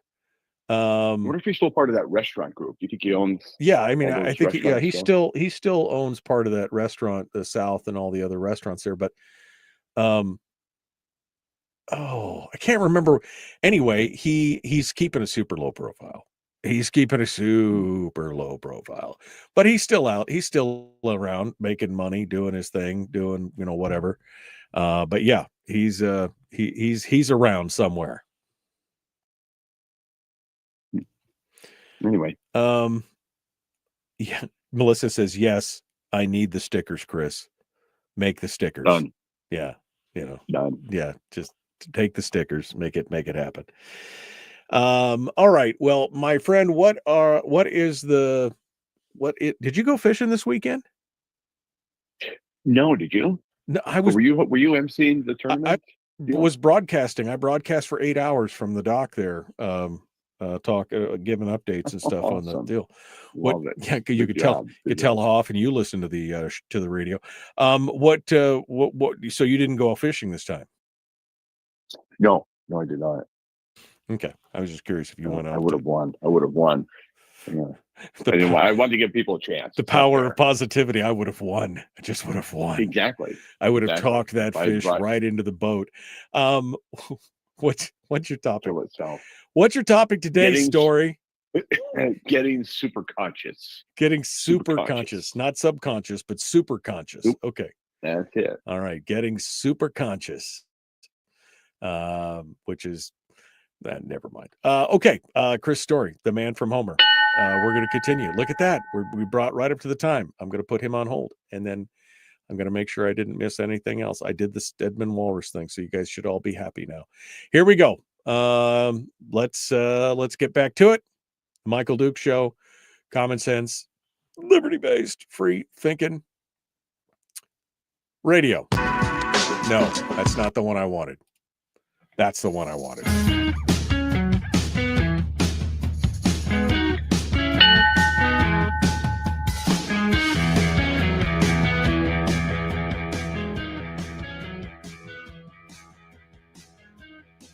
Okay, ready to go. Chris Story, the man from Homer, who comes on every week to give us our weekly uplift. In fact, I forgot, it's been a while. Chris has got his own intro. Did you know that?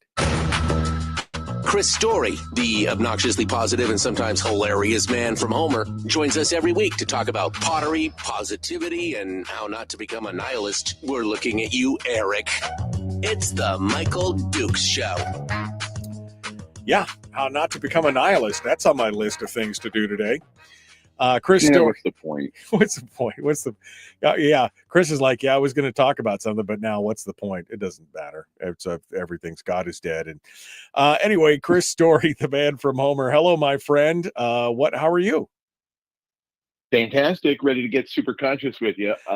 Unlike subconscious, you and I are going to go super duper conscious. Yeah, I was just going to say, you want to talk about the super conscious.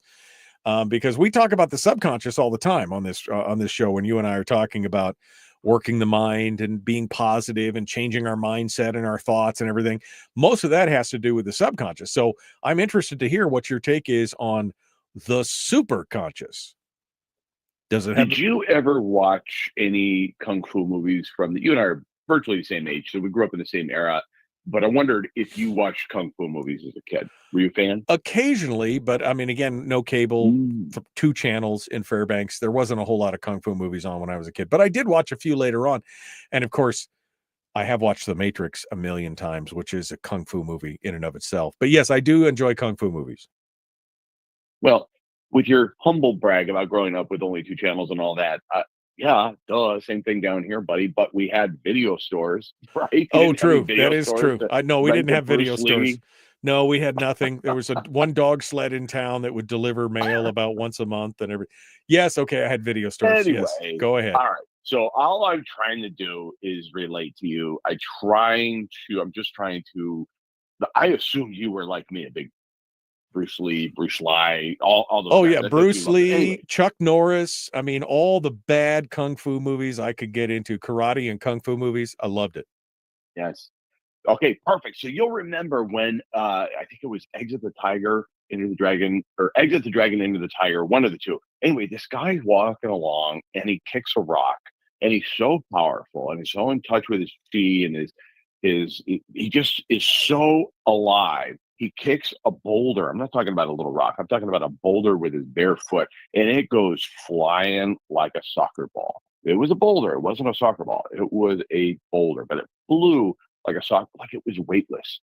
Well, I'm using that as an analogy to work our way into the superconscious, which is the subconscious mind programmed on purpose by you becomes a superconscious, and every problem, every anxiety, every worry, every angst you've got, when you send it to the superconscious, it becomes weightless. It is a weightless space. It is something that you can feel the burden lift from you if you'll turn it over consciously to your subconscious mind. Ergo, it becomes the superconscious, supercharged, and ready to take on your problem, whereby it can become weightless. And that sounds a little like, Chris, you understand the movie that wasn't real, right? Like it wasn't really kicking a stone. I get it.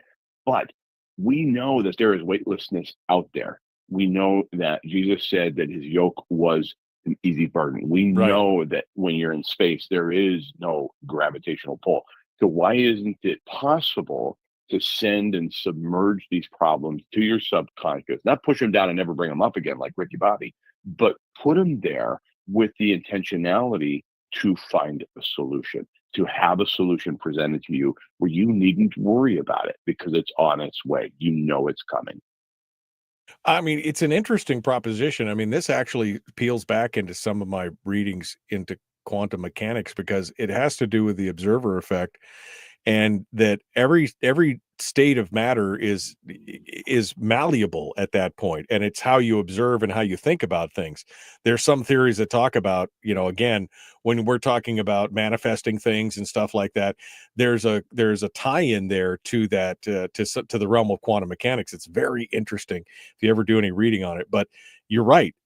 There's some people who could say that if you had your mind in the perfect state and you could get down and look at this and understand the base state of this rock, you could make it weightless.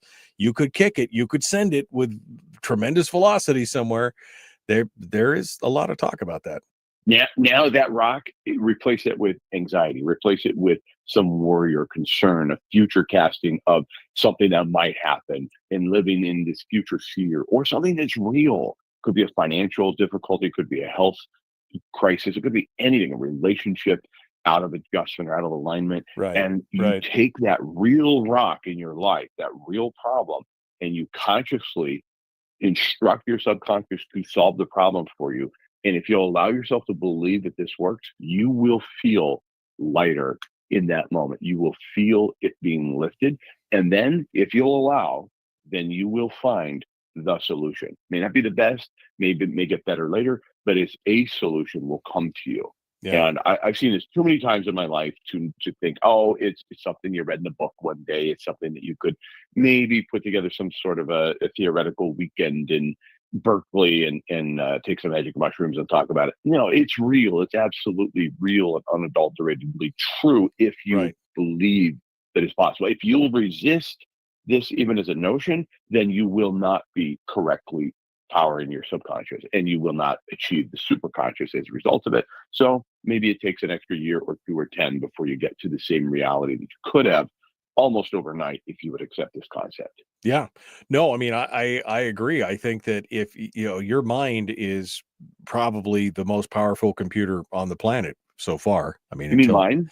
Yes, your mind. Your mind. Don't tell Elon, he'll get jealous. Yeah.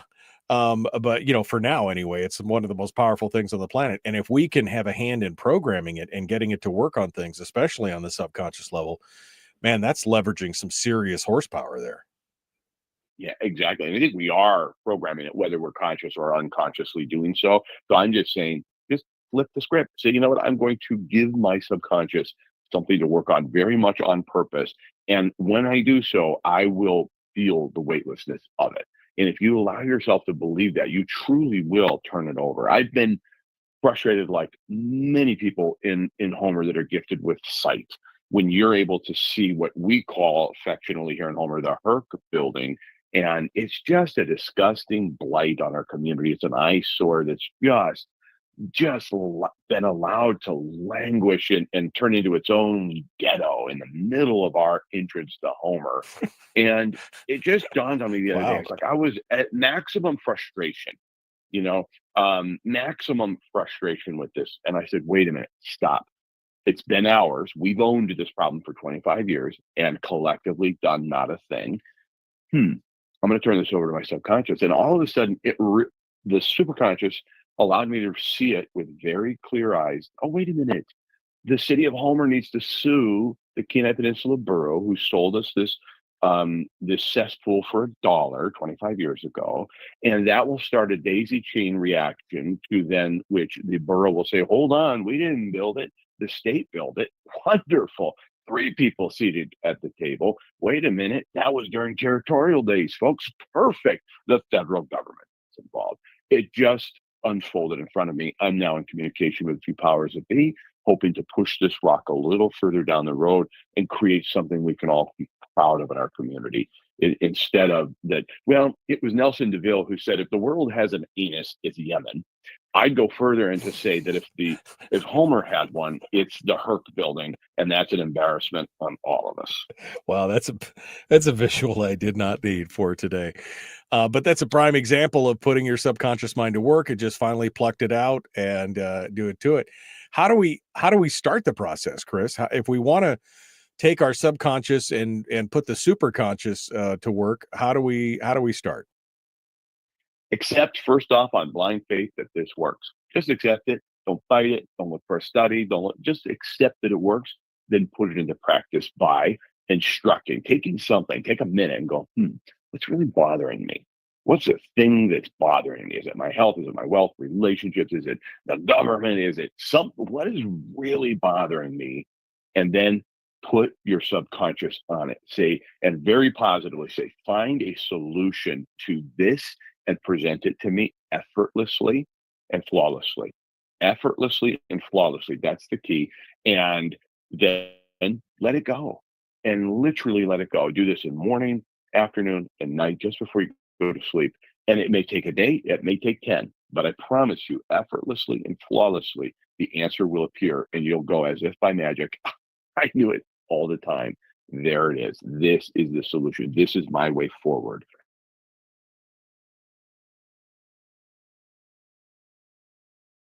But you have to believe that it will work. And if you believe that this works, then you will actually be sabotaging your own subconscious. And you'll be saying, yeah, I'll know this to me, but yeah, I don't believe it'll work. Believe that it'll work. And just try it.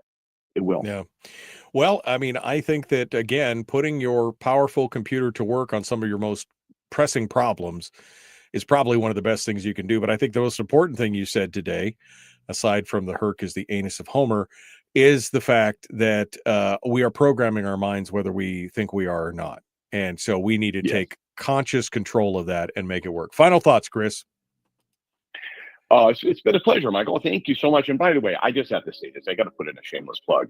I'm hearing from people all the time how much they're enjoying the Chet FM country music, how much they're enjoying the talk radio. Somebody just said to me the other day, they cannot believe they get to listen to Coast right here. So hats off to you, my friend. You're doing a great job. Oh, well, I appreciate that, my friend. I thought it was going to be a self-brag, but it was a brag about me. I'm okay with that. Thank you, my friend. Right. I appreciate that. Thank you so much. Good to talk with you. Chris Story, you can find him at ilovehomeralaska.com, where all his books and audiobooks and self-help, everything, his podcasts, pictures of his dog. He's got it all there. All right. Back with more tomorrow, The Michael Duke Show, Common Sense Radio.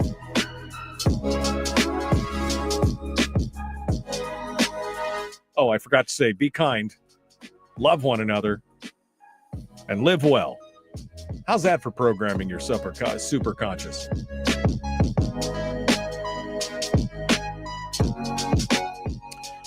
All right. Final thoughts, Mr. Story? You're still on the line, hanging out. I love it when you do that. What's any final thoughts? I just wanted to make sure Melissa was okay. Everything okay? Was she happy with the segment? Did we do good? Did we do anything? Did you do anything to displease her during the segment? Yeah, well, make sure she's okay. We'll see if she can give you a critique on a scale of 1 to 10. We'll have Melissa 11. Give you the critique. 11's an option. 11 is an option for that as well. Although Anthony just said, "Oh man, I'm more irritated over the assertion that the Matrix was a kung fu movie than the last hour of budget talks in the thing."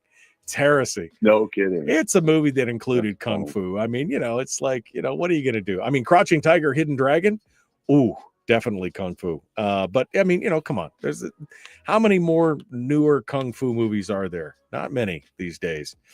Kill Bill. Kill Bill was, I actually, volume 1 and 2. I just actually watched that here not too long ago. That was very, very fun to watch again. I'm actually watching a new series called Warrior on Netflix. It's not a new series. It's a couple of years old. based on Set in San Francisco. Yep, set in San Francisco in the 18. It's so disappointing. What did 18 they only do 2 seasons? They did 3 seasons, I think. I'm just 3. finished season 1, so but I thought it's been a really good story so far. It is, and I enjoy all the kung fu wonderful. fighting. I enjoy the kung fu fighting. Yeah. So it is great. I'm just so disappointed that it's over. I'll have to wait a little while and rewatch the series. But yeah, it was really good. But yeah, anyway, well, yeah, no, I'm serious about the compliments I'm hearing about the radio stations. And, thank you. From people that are coming up to me all the time, and as I think they see. Okay, you'll say something to Michael. Yeah, I'll say something to Michael. Oh, Fine, okay. Well, whatever. I appreciate that. Well, Melissa just gave you a 12. Melissa just gave you a 12. Sweet. So you got a 12 out of 10. Okay. Not a bad deal. I appreciate the words of encouragement, my friend. Thank you so much. We're working hard. All right. Working hard to keep it good up here. So catch you at 1:00, and I'll try to refrain from any more analogies towards Herc building this. But think about this. I am going to do a segment on this today on my show. Okay. Like, I'm going to do a segment on all the people that were alive on planet Earth that we know, all the celebrities that were alive when we took ownership of the Herc building, and now they're all dead.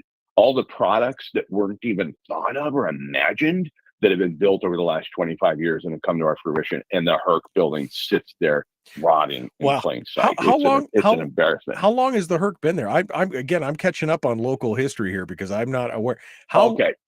So my mom in the mid 50s went to high school there. Okay. So that's pre-statehood. Which makes me think that could be a federal issue as well. But so it's been there that long. When I was in school, the Herc building now, the only safe building to enter into, the old middle school, which is the square, I guess it was originally high school, whatever, but the big square building that's got finally, at least they boarded up the windows. They were all broken windows. Now they're boarded up.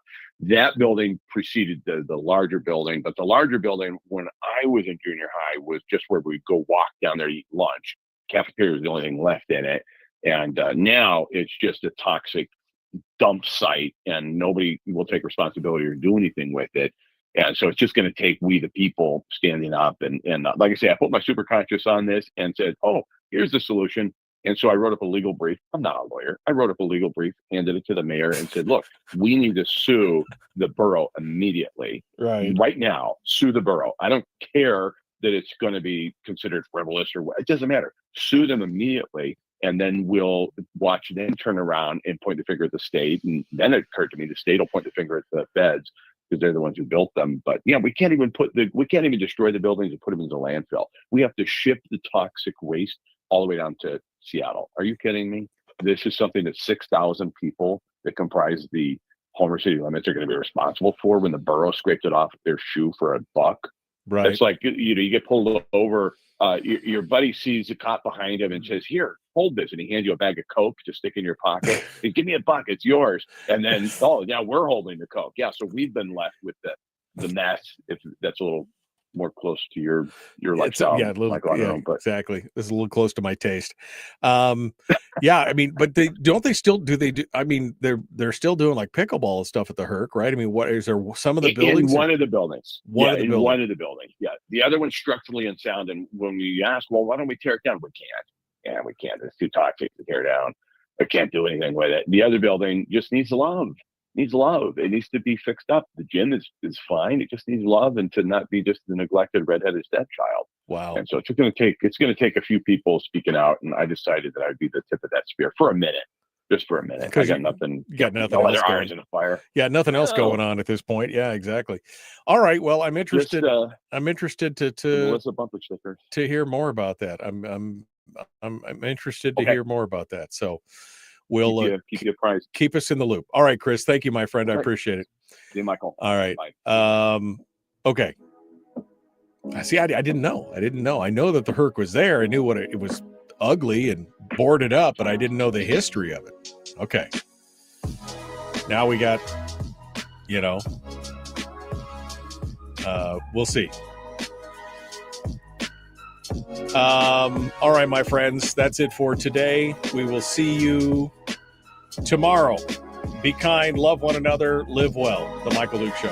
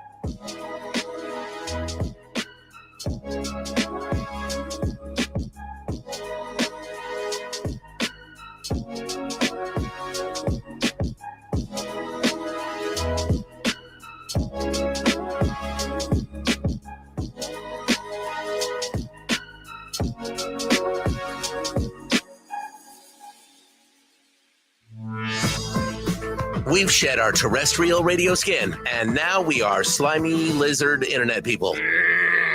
It's the Michael Duke Show.